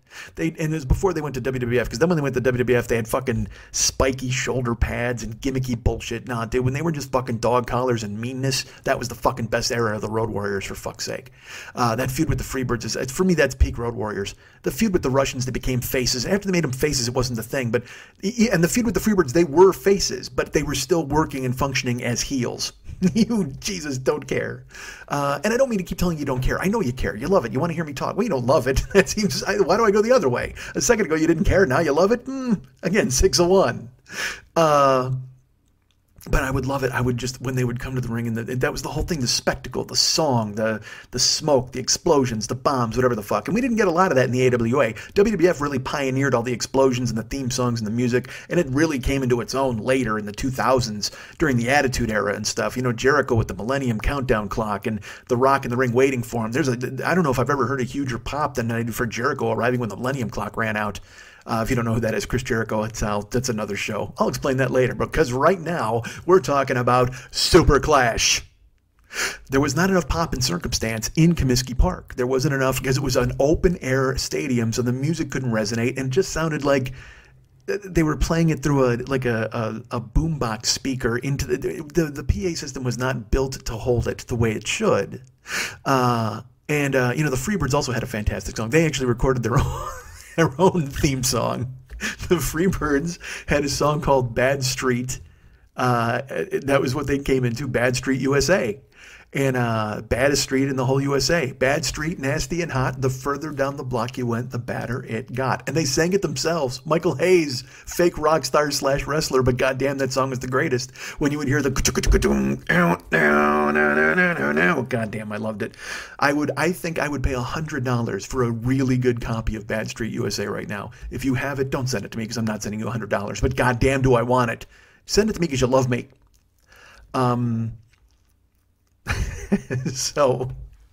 So I loved the theme songs. I loved when the music would play. I loved all that. And in Comiskey Park, it just lost it. Now, Flair, like I said, he had the Four Horsemen. I wanted the Four Horsemen to come to town. It would have been great to have Arn and Tully and Ole there with them. And look, there were other factions of the Four Horsemen, but it was always Arn, Tully, and Ric Flair. Ole would leave, they would bring in Barry Windham. Barry Windham would leave, they'd bring in Lex Luger. There was always a floating fourth member of the Four Horsemen. But for me, the Four Horsemen will always be Ric Flair, Tully Blanchard, Ole, and Arn Anderson. And they would always have different... like Rick was always the world champion, Tully would be the U.S. champion, and then Ole and Arn would be the tag team champions. But then eventually Arn and Tully would be tag team champions, and like Flair or Windham Windham or Luger would be fighting for the U.S. title, whatever the fuck. But they always had gold, and that was the thing, is they always rubbed your fucking face in it, and they always held up the four. Goddamn, the Four Horsemen! It's his hand. It's so ridiculous because it's so easy. That's the thing. That's the best part of things that catch on. That's why when Steve Austin would do this thing where he would say what. He got the crowd saying what during all of his interviews. He would pause and let them say what to let him finish. It's the simplest, dumbest thing in the world. Daniel Bryan is a wrestler now who, granted, he hasn't wrestled in a while because he's got a fucking scrambled head, but eventually he'll be back in the ring. And he invented this thing where he would just go, yes, yes, yes. And you would get 25,000 people all chanting yes while he put his hands in the air. It's the simplest things that get over, and they shock you because you're like, how the fuck is that over? But it is. And Four Horsemen got over just this fucking hand gesture of the four. It was so stupid. I told you, I think I even talked about this on the show before. Me and my friends would hold up a 3. And I don't even think my friends knew what it meant. I would do it. I have a photo of me and Jeff Mills, my buddy Jeff, on the beach in Miami. And I think I'm holding up the 3 with a 3. With the 3 horsemen. So ridiculous. Max might have some fucking old photos where we're holding up the 3. We went to Austin. It was me, Max, and Jeff. We wound up going to Beaumont, Texas. And it was a fucking 3 horseman road trip. And I think we took fucking 3 pictures everywhere we went. All right, we're dumb. But awesome. We're still fucking great, right? You still love us. I can't talk you out of liking us. Come on. We're infectious. God damn it. You love us. So I wanted the Four Horsemen to come to Chicago, but they didn't. But that's okay, because I could still hold up the Ford Flair and be excited. But Flair's whole entrance, man, he would wear these fucking, like, $10,000 robes with fringe and sparkles and fur and fucking boas and nonsense. And they would play 2001. A Space Odyssey, the fucking, the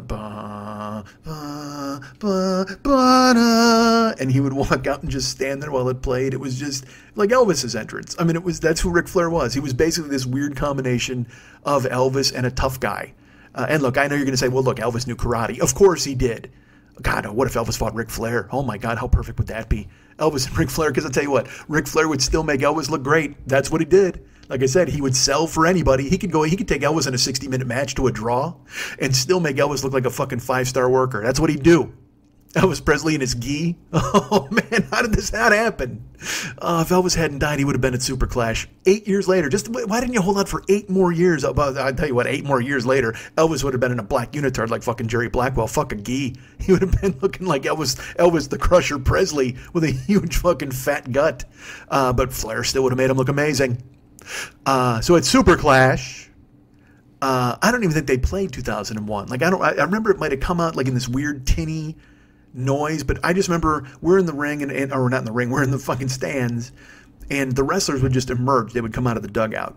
And so Magnum TA comes out and he's got his fucking, I think he had his motorcycle vest on.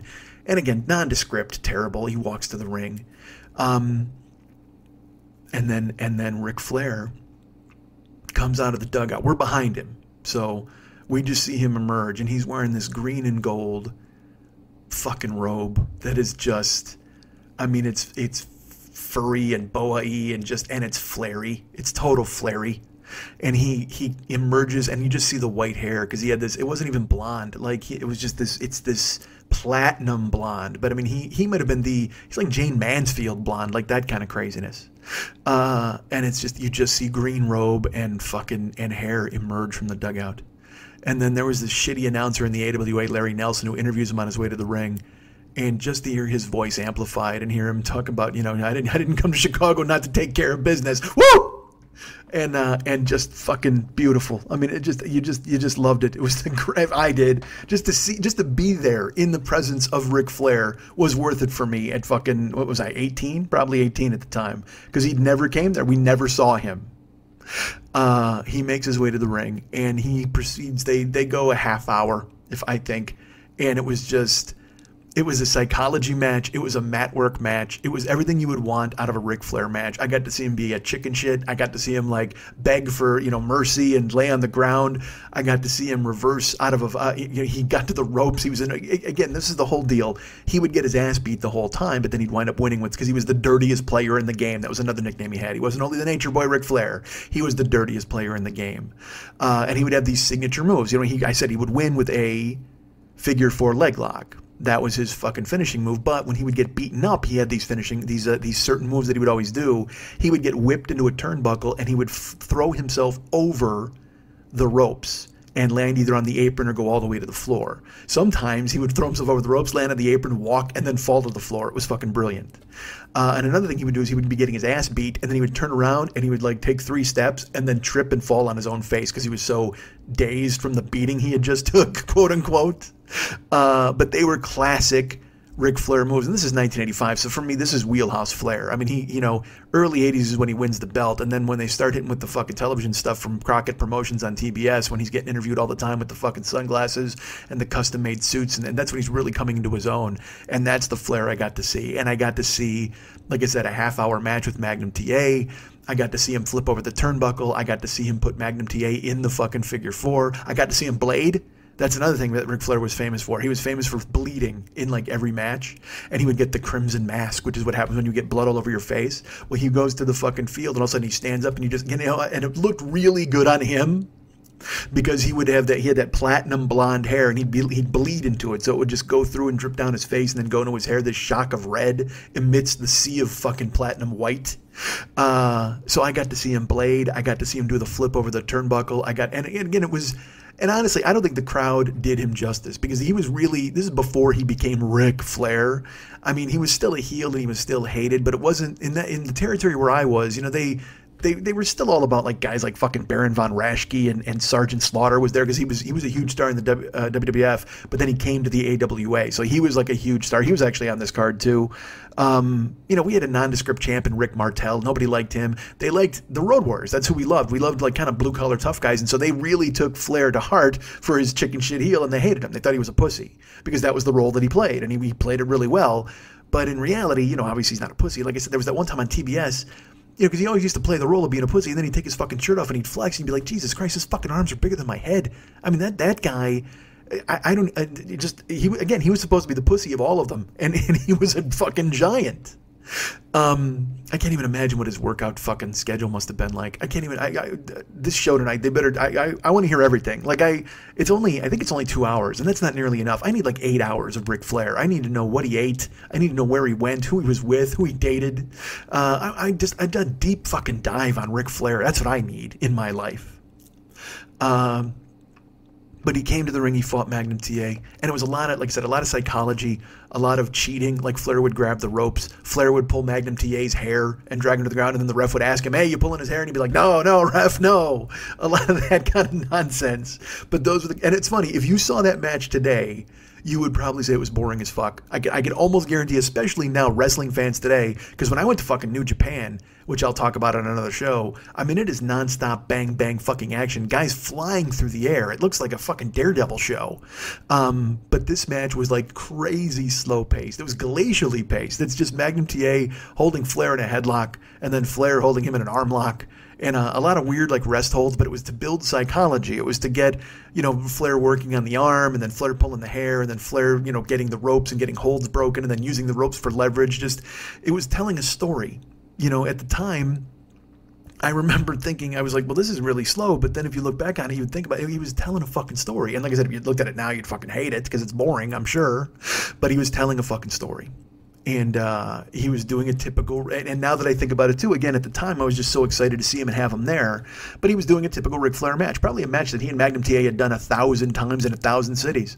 The same thing, the same half hour, just, we'll do this, you flip here, you drop kick me here, I'll fall out, I'll avoid this, I'll throw you into the ring post, I'll bleed, you bring me in, and then Flair, he did not get a submission, because, you can't get a submission, a clean win, you can't. I mean, you knew they weren't going to do that.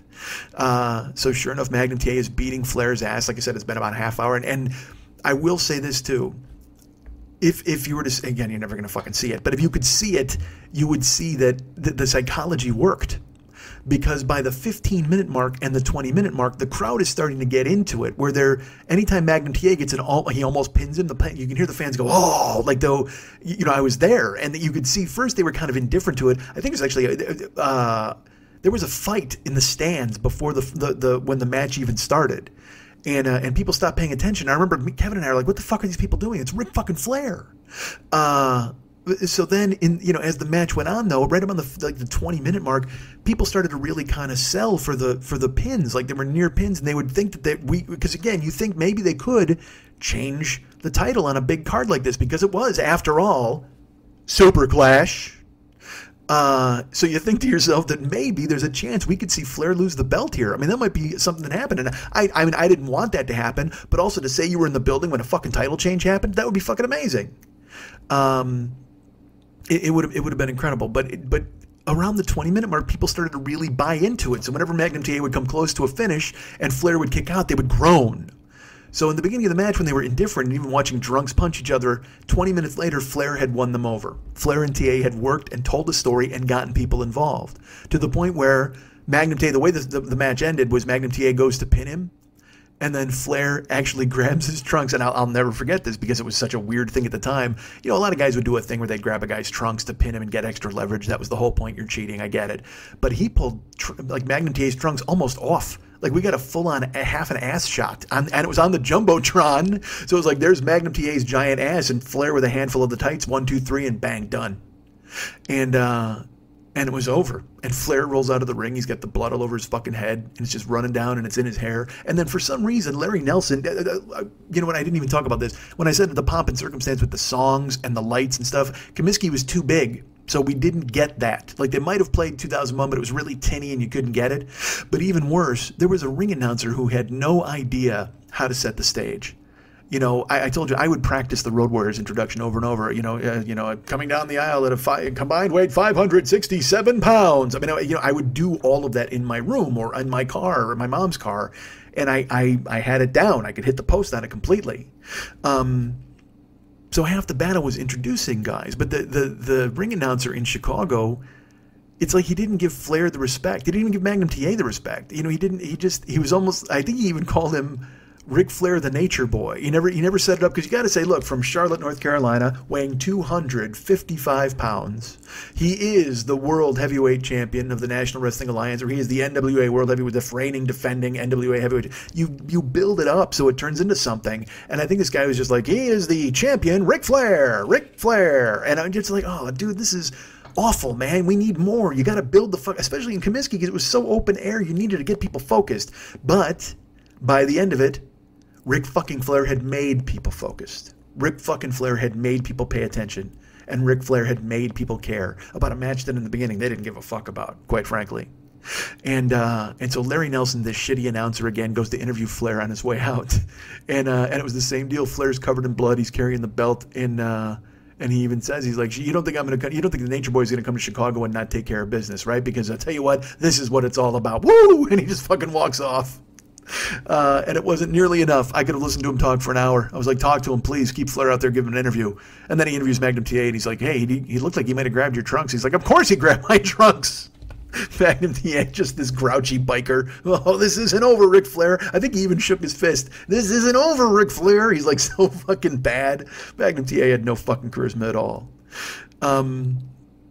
So I hope they celebrate that part of his life in this show, man, because that's who he was. The only problem is, from what I'm seeing from these clips, is they're going to take him to task because he lived his gimmick. That's what he did. He lived his gimmick. That's what they call it in wrestling. When you buy your own hype, you're living your gimmick. So he would wear the championship belt out, and he would go out and party, and he would, bang a bunch of chicks. And he was a guy, his whole family life fell apart. I mean, there was a story at Grantland a couple of years ago on ESPN's site. I'm sure you can find it, about all of his financial troubles. I mean, he lost these houses. He lost, he was shitty to his wives. I mean, he passed out in an airport drunk. I mean, he's lived his gimmick. He believed he was the fucking nature boy, and that's dangerous, fuck, man. And you cannot live your gimmick. You can't. I understand that. I understand the concept of living your gimmick. I truly do, because you create this persona, and you give yourself permission to act a certain way because you're expected to. You've already made your bed. Now you got to lie in it. You've already told people who you are, and now you feel you need to behave a certain way to make everybody understand that you are that person. If you have a gimmick, you try to live up to it, and that's dangerous.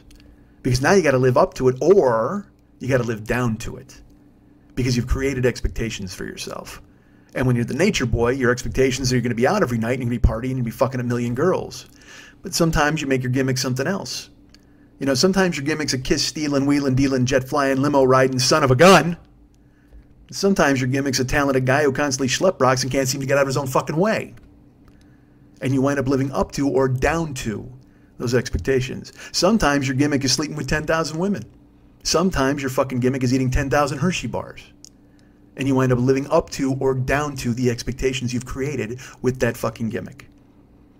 Living your gimmick is a dangerous thing.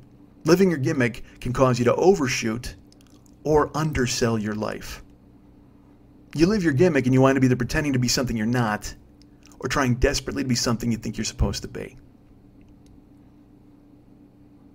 I talked about Ric Flair. He's got all these catchphrases. Twisted steel and sex appeal. When you walk that aisle, what's causing all this? Who wants to ride Space Mountain? But the one that's identified with him more than any other is to be the man, you got to beat the man. And for years, Ric Flair told everybody that he was the man, and he was right. Ric Flair said, to be the man, you got to beat the man. And in this sport, Ric Flair is the man. Now, I've talked about being a man on this show. I'm not sure what being a man is, but I know it isn't a gimmick. Or at least it hasn't been mine. You guys can get me at mike@MikeSchmidtComedy.com. You guys can be my friend at Facebook.com/the40yearoldboy. You can find me at Twitter.com/the40yearoldboy. That's a lot of Y's in there.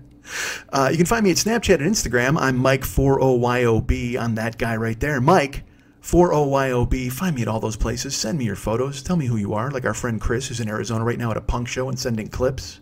Although he didn't send me any clips, he made a story out of it, but he sent me a note that said he was driving late at night, and it's funny, he'll send me a clip of himself driving, and then it's just dark and me coming out of the speakers. That's kind of funky. I mean, it's cool, but it's also a little weird to hear my own self coming out of a goddamn car. That's a little fucking weird. But I love it. So, dudes, send those photos to me, please. Our friend Lisa wrote me to talk about Halliday, as a matter of fact, and I was just like, I was so bummed about it. Like I said, so you can find me at Mike at MikeSchmidtComedy.com. You can find me at Facebook.com/the40year-old-boy. You can get me at Twitter.com/the40year-old-boy, and find me at Instagram and Snapchat at Mike40YOB. Please remember that our friend Ryan Dirks does all the web stuff for this show. Ryan Dirks, he actually helped me out with a thing that I needed just this past week where my Amazon link was all busted up. I'll tell you about that on the other side. But it's all square now. But again, I'll tell you about that on the other side. Go to Facebook.com/Ryan Dirks and find our friend Ryan and be his friend and thank him for being the web guy who does all the cool-ass stuff.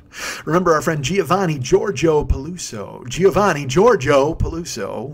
Is he's our everything, basically. He's everything that Mex doesn't do, Giorgio helps me out with. Gio is super fan Gio. He's not super fan of me, but super fan of others, certainly.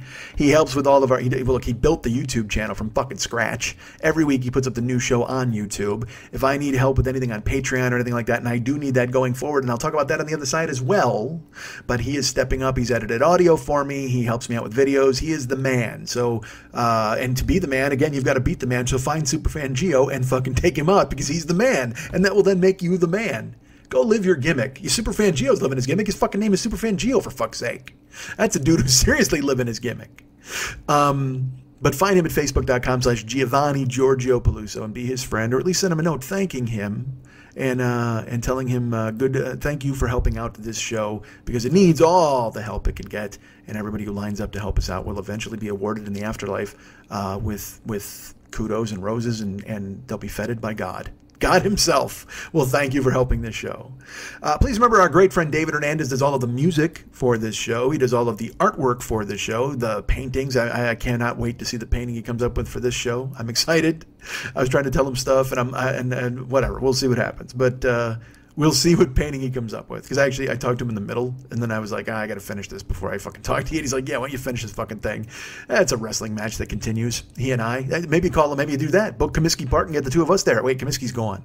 We'll go to the Cell. Is it the Cell? I don't know. They changed fucking Comiskey's name, or to the, I don't know, the Sox place somewhere.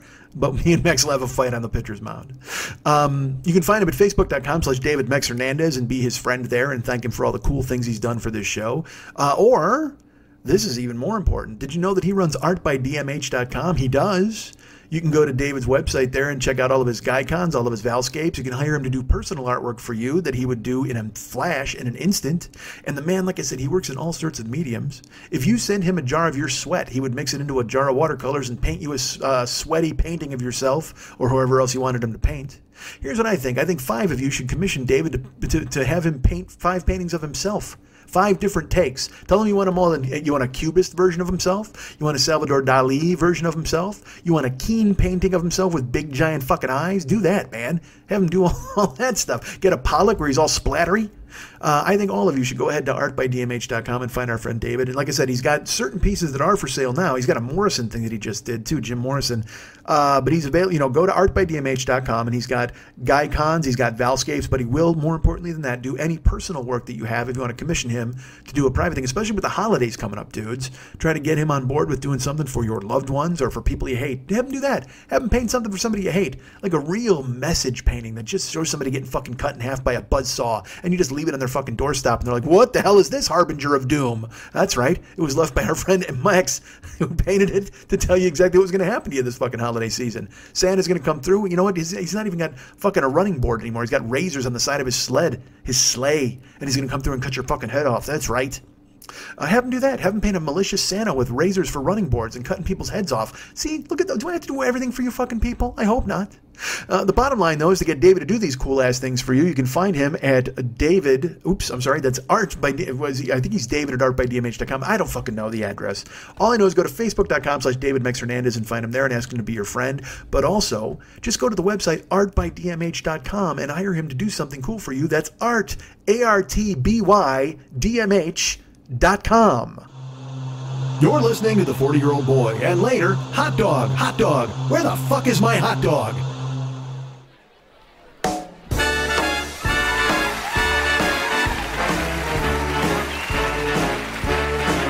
How lucky can one guy be?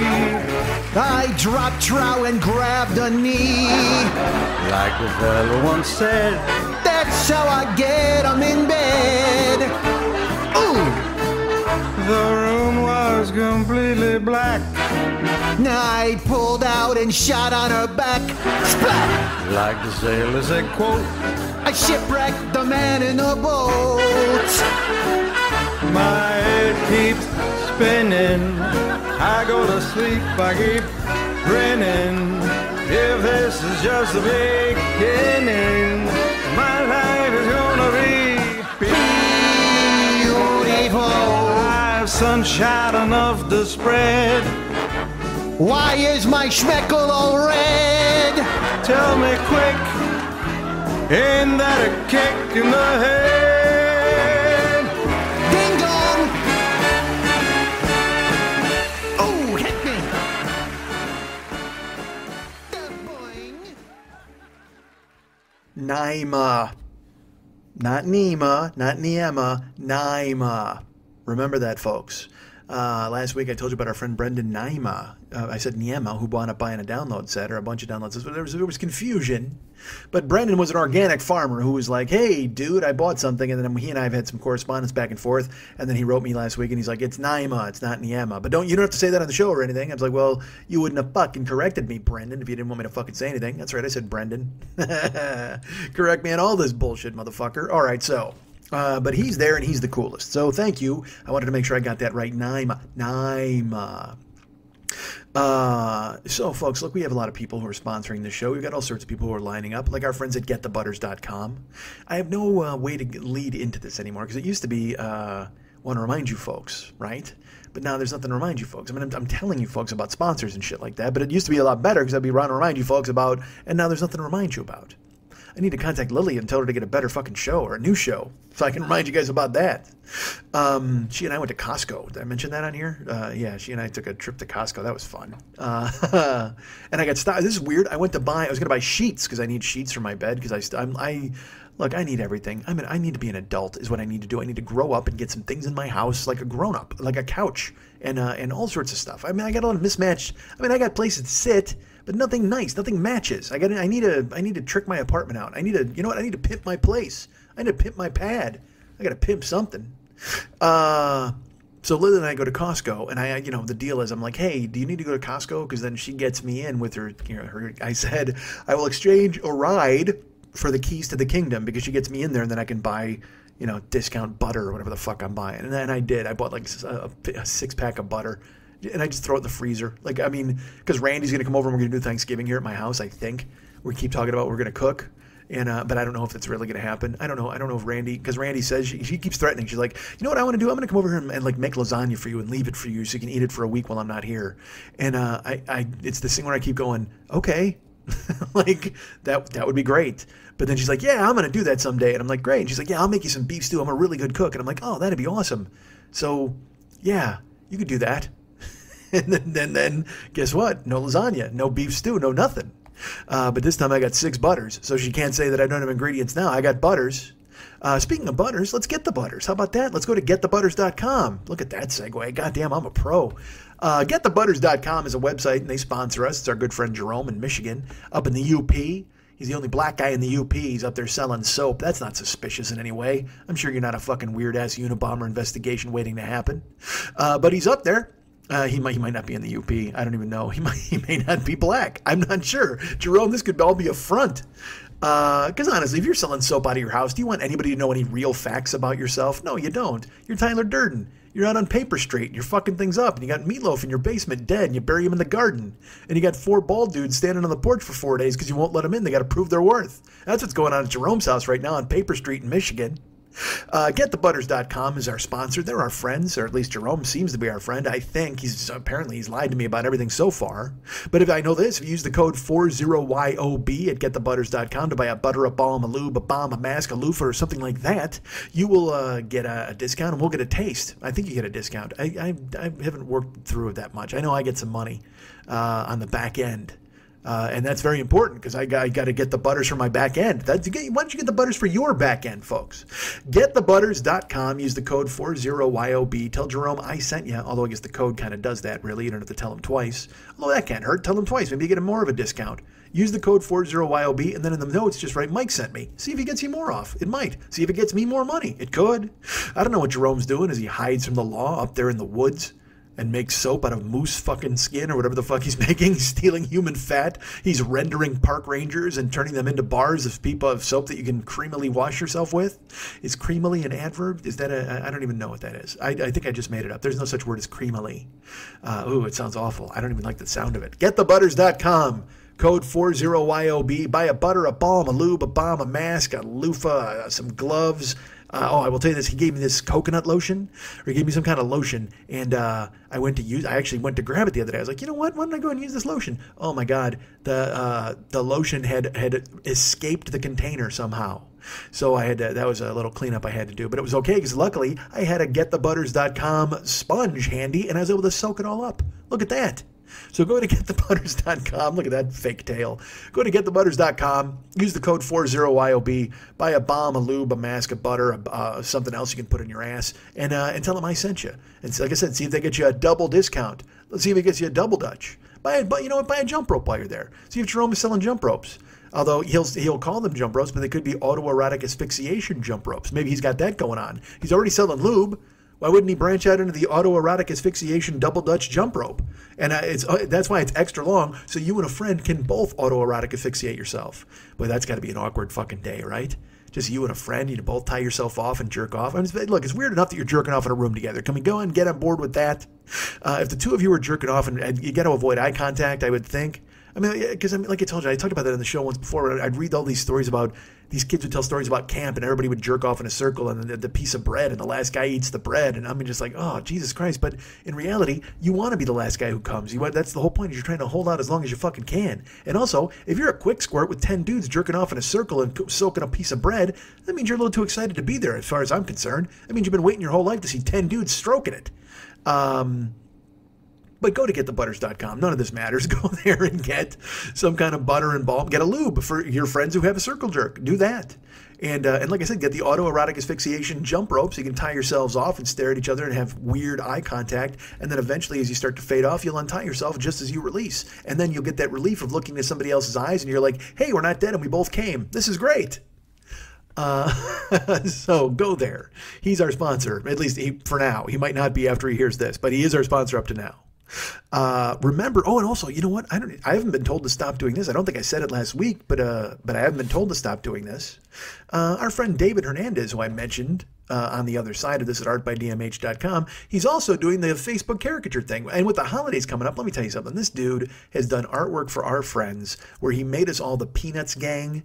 And it's ice skating. He just does unbelievable work. And like I said, I've seen it firsthand with our friends, but if you want him on board doing stuff for you, especially with the holidays, there could be holly, there could be Santa, there could be elves.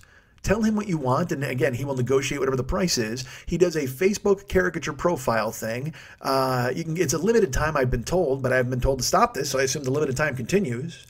He will give you a digital scan of a watercolor formatted for use as a profile pic on Facebook. You got to private message him, and he'll tell you what the rates are. He'll tell you how he wants to be paid and all that stuff. What he needs from you is a reference photo and an email address, and he's doing a head and shoulder portrait. Okay, but if you want to do a holiday thing, like I said, where you want to get Santa in there or a reindeer or all your kids, or you want to be the Peanuts people, anything, cost is going to go up, but he can do it, and he's going to make it look fucking amazing because everything the guy does is amazing. Last week, we had 5 hunks of Shit Brigade, and everybody wrote me, and they're like, holy God, we love the Shit Brigade. So now, I guess we might really have to actually do Shit Brigade? I don't know. I kind of liked the auditions and stuff. How'd you like that clapper thing with the fucking... I didn't know if that would translate audio-wise, but apparently it did because people got it, so that made me happy.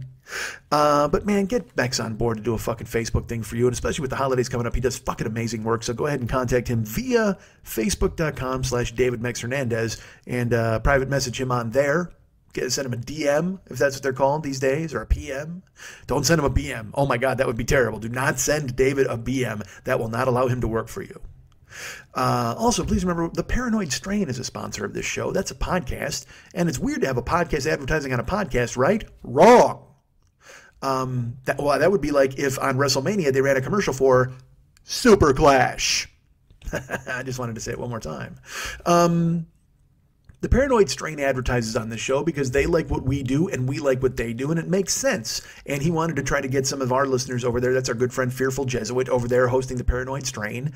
Episode 4, I believe, is locked and loaded and still up now. The next one is coming in a month, but I'm still promoting this one because I owe him, first of all. I didn't get to listen until last week. But again, I told you it's got all the cool-ass stuff about the Bundy standoff, but that big 10-minute chunk at the end of the sovereign people using verbal nonsense to try to talk them the way out of cops and guys getting tasered.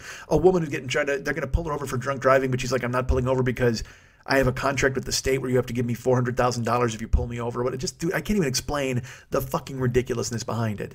But like I've said before, Fearful Jesuit does the Paranoid Strain. It's a podcast that is very different from this one, but it shows you all of the possibilities that other podcasts can be. With me, it's just firing away into a goddamn microphone.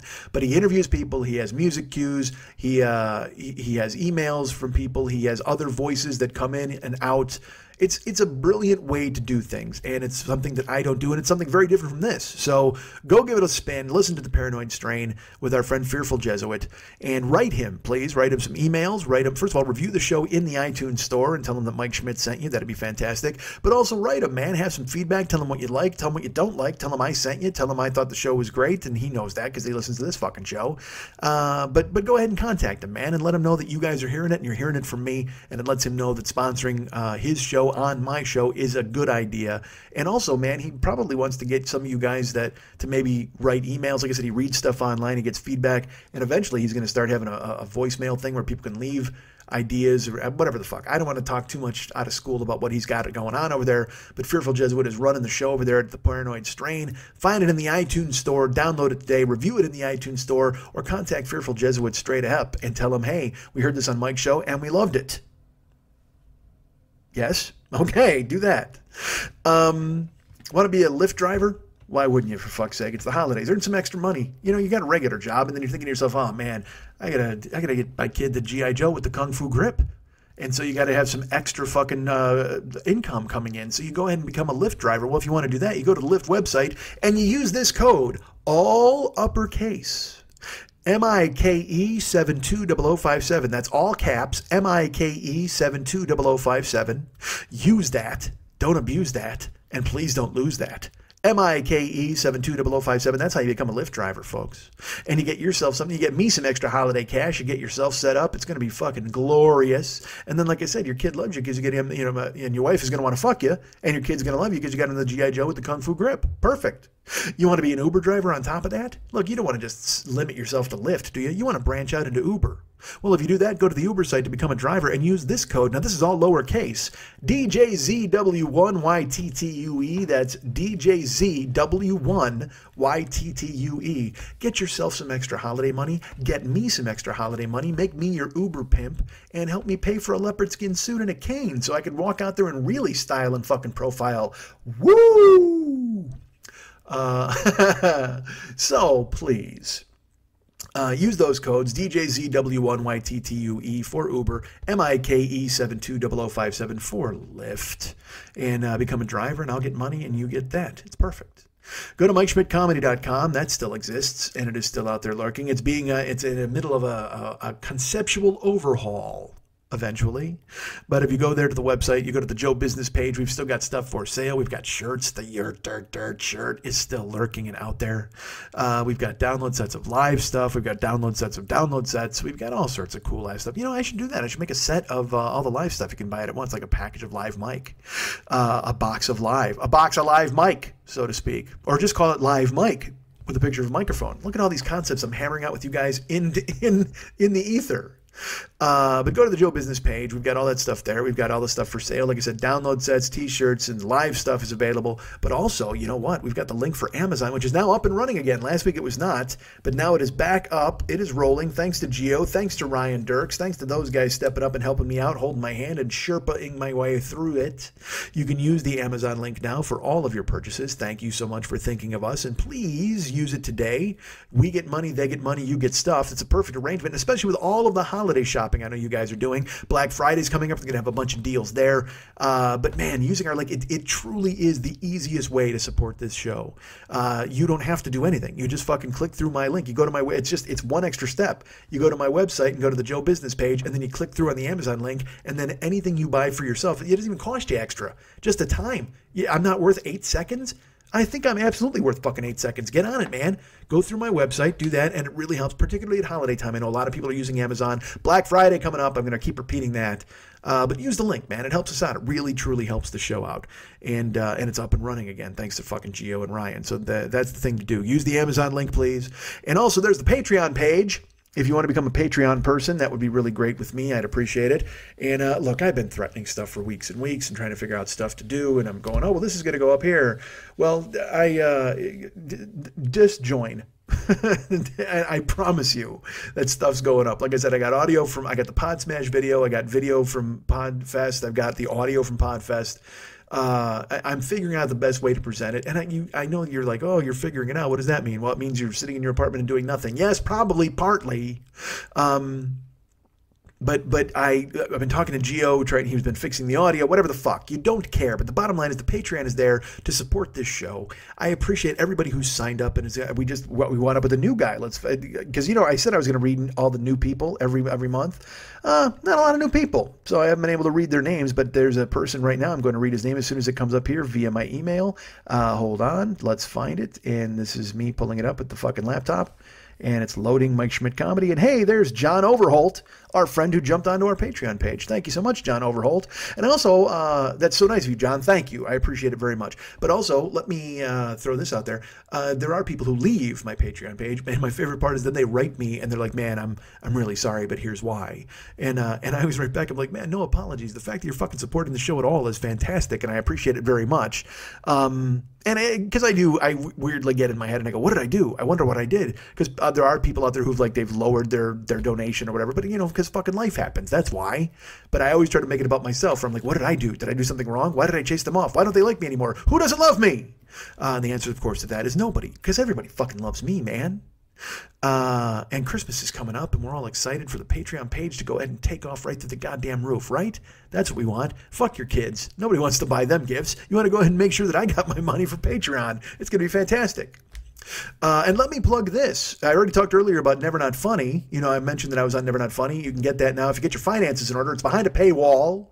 But you know what? You should be in the Players Club anyway. They do all these fucking amazing shows. It's the best podcast in the business. It's Jimmy Pardo, Matt Belknap, Garen Cockrell, Elliot Hochberg. It's the whole gang over there with our friend James, and they got an office, man. They got I'm recording in my goddamn apartment. They got an office. They got boom mics. They got microphones on like arms and shit.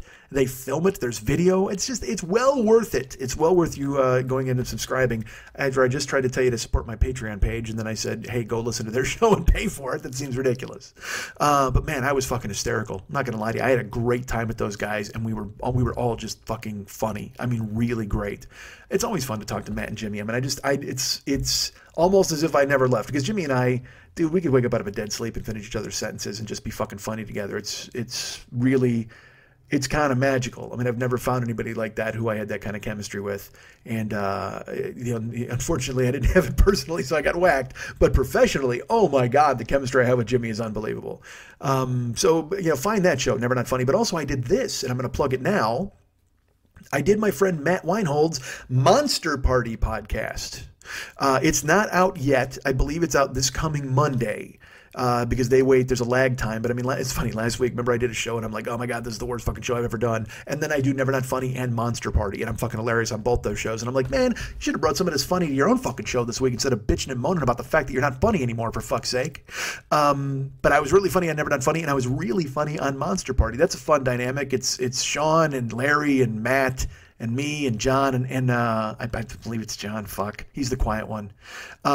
He's got kind of a Kurt Russell vibe to him. His appearance, like he's got kind of the wavy-ish hair. It's got some streaks of gray in it, and he's a quiet dude, but he's great. And Matt's my great friend, incredibly funny. He wrote with me on Starface, one of the funniest comics ever. and just a solid fucking writer, so funny, and just a great guy. And then Sean and Larry and I have this weird dynamic. It's really fun. If you heard my previous appearance on Monster Party, it was totally fun. It was about horror movie taglines. Well, so they said, well, look, you got to come back this time. We'll do science fiction movie taglines. And I can't argue with them. You know, my show is just talk and see what happens. They actually plot it out. So I had to do research for that. I had to bring my own sci-fi taglines. I had a big list of stuff, and we just had a fantastic time. I went over to Matt's house. We had Thai food. We joked. We got up. We turned on all 5 fucking microphones, and we just went off and hit the ground running. I believe Monster Party comes out this particular Monday, which is the 16th? No? I don't know, the 13th? I don't fucking know. Whatever today is, 4 days from now. So go ahead, and you know what, doesn't fucking matter. Go subscribe to Monster Party anyway, because you should be listening to the fucking show. They kill it. They always have fucking amazing guests from horror and from comedy, and they talk, they either get in depth with somebody about the work they've done in the horror world, or they talk to a comedian and they fucking make it funny, and they talk about this particular thing, any monster stuff. They always have a topic every week. Go listen to Monster Party with my friend Matt Weinhold and his friends Larry and Sean and James, and they're my friends too. I mean, I don't want to say that they're not my friends, but Matt's the guy I knew. He was my open door into the world of Monster Party. And look, if you didn't get my last Monster Party, find that. I'm sure it's in the iTunes store, and download that because it was fucking great. And then listen to it back to back with the new one. You'll hear horror taglines. You'll hear sci-fi taglines. You'll hear me being funny and hilarious. And I will share all this on social media later in the week as well, but it doesn't matter. I'm telling you now, go get Never Not Funny if you can, and find Monster Party next week if you will, and you'll find Bonus Mike all over the goddamn place. Look at me. I'm just giving you all this holiday me for free. It's fantastic, right? And now I'm going to go because I bought an album today that I have to listen to, and I haven't listened to it yet, and I don't know why I keep buying it, because I bought the first one and I loved it, but then it kind of grew into a place that I didn't want to listen to. Look, you know me, I like cover music, like kind of cover tunes, but I also like bands that sound like other bands. Like I love the Struts. I don't know if you know who the Struts are. There's a song called Put Your Money on Me. I might have talked about it here on the show. Go find the video right now. Go find it on YouTube, because not only is the song a fucking jam, it's jangly. It's like 3.5-minute pop song, but it's fucking rock, and it's kind of neat. And they're English, and they're kind of like, weird dirtbag rocker looking dudes. But there's something about that lead singer who's got that weird androgynous thing that kind of makes me go, maybe I jumped the fence for that guy. I know it sounds weird, but he had that weird Ewan McGregor and Velvet Goldmine vibe that I had. Anyway, I should quit half outing myself here on the goddamn show. Anyway, that guy inspires that. But then the album itself is really good. There's a song called Kiss This. So get the album is available in iTunes, and then of course there's they put out some singles too to kind of keep you interested as they're working on the next album. But they have this Queen vibe too on a lot of songs, where they just kind of they layer stuff in a certain way, and the guitars come at you in a different way, where it's kind of Queenish. And there's this band called Classic 78, which is fake Kiss. There's no other way around it. That's what they're trying to do. They are trying to sound like Kiss from the late 70s. And it's ridiculous, because they sound exactly like them. The Gene sounds like Gene. The Paul sounds like Paul. There's a guy who does an Ace. And so they released an album. It was only 6 fucking songs, but I loved it. But then after a while, you just go, all right, I've had enough. I mean, 6 songs, you keep hearing them over and over, and it sounds very much like 70s Kiss. And now you're thinking, well, why wouldn't you just listen to 70s Kiss? Well, I do, and that stuff's ingrained in me. It's in my fucking DNA at this point. It's in my blood. It's what I grew. That was the first band I leaped to from my mom's music. You know, she loved Elvis, I loved Elvis, but all of a sudden I saw Kiss, and I'm like, who the fuck is this? And then I found Van Halen and everybody else, but Kiss was the first one. So that music is ingrained inside of me. It's in my bloodstream. So when I heard this Classic 78, I just laughed. It was like when I first heard Girl Talk. I just started fucking laughing, because I'm like, who did this? Why would you do this? Whoever did this is a genius. And I got the first one, but now they've put out another one, because I got sick. I will be honest. I'm being honest. I got sick of the first 6 songs, because you hear them over and over, and you're like, all right, I get it. I kind of get it. But now they put out a new album that I haven't. It just became available on iTunes. I think today. Oh, fuck, I better check that, because I know it was available on Amazon yesterday, and they said later this week it's on iTunes. Holy fuck, I might not be able to get it today. That would be a fucking drag. What a bummer that would be. All right, so maybe I'm not listening to that. Maybe I just go listen to my fake Queen, which is fantastic. But dudes, there's another band, and I'm going to tell you about them right now. It's a band, it's called Greta Van Fleet. If you haven't heard of Greta Van Fleet, that's 3 words, Greta, Greta. Van is in, hey, get in my van, here's some candy. And Fleet is in, you better be fleet of foot to escape my candy-filled van.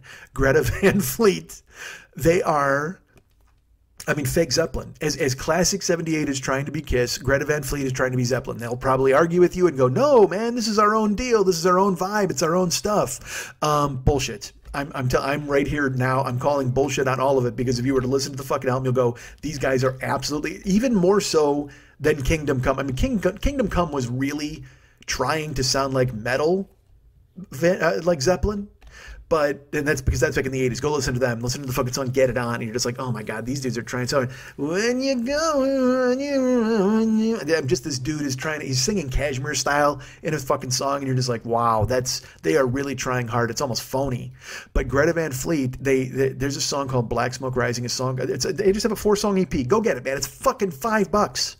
I think Flower Power, Safari Song, Highway Tune, Black Smoke Rising, but Black Smoke Rising that's the song.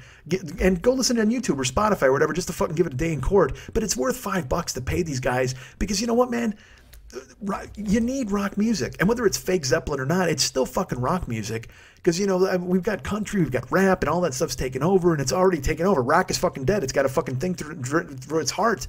And that's fine. Like I said, I loved the Harry Styles album, but there's something to be said for the Struts, and there's something to be said for Greta Van Fleet and these rock bands that are, and because, like, you know, I love the Foo Fighters. I just do. But the new album, you know, it was kind of hit or miss for me. I liked it, but it didn't grab me right away. But I mean, they're a rock band in America trying to be a rock band, and the Struts are trying to be a rock band. Greta Van Fleet trying to be a rock band. And I mean, I just love that music, like Wolf Mother and bands, you know, when their first album came out. I don't know what the fuck happened later on. It was this weird thing where like Wolf Mother put out an album, and I was like, I love this album. And then they went, hey, let's fire everybody in Wolf Mother and hire a bunch of guys who don't sound like Wolf Mother. And then they put out the next album, and I'm like, what the fuck just happened to these dudes? Like, why did this happen?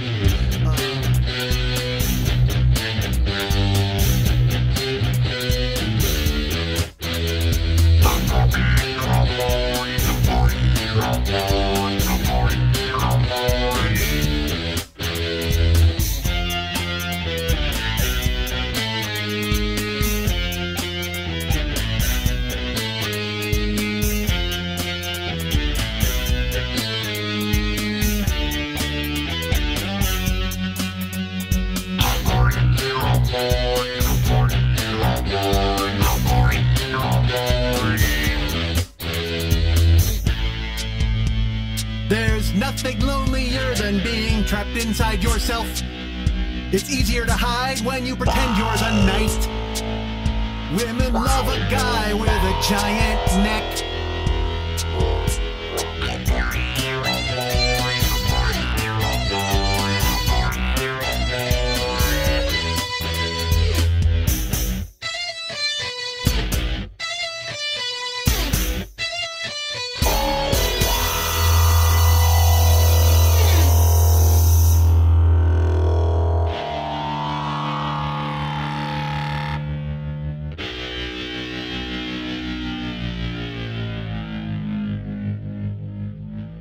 We here, we are playing on a level that most will never see.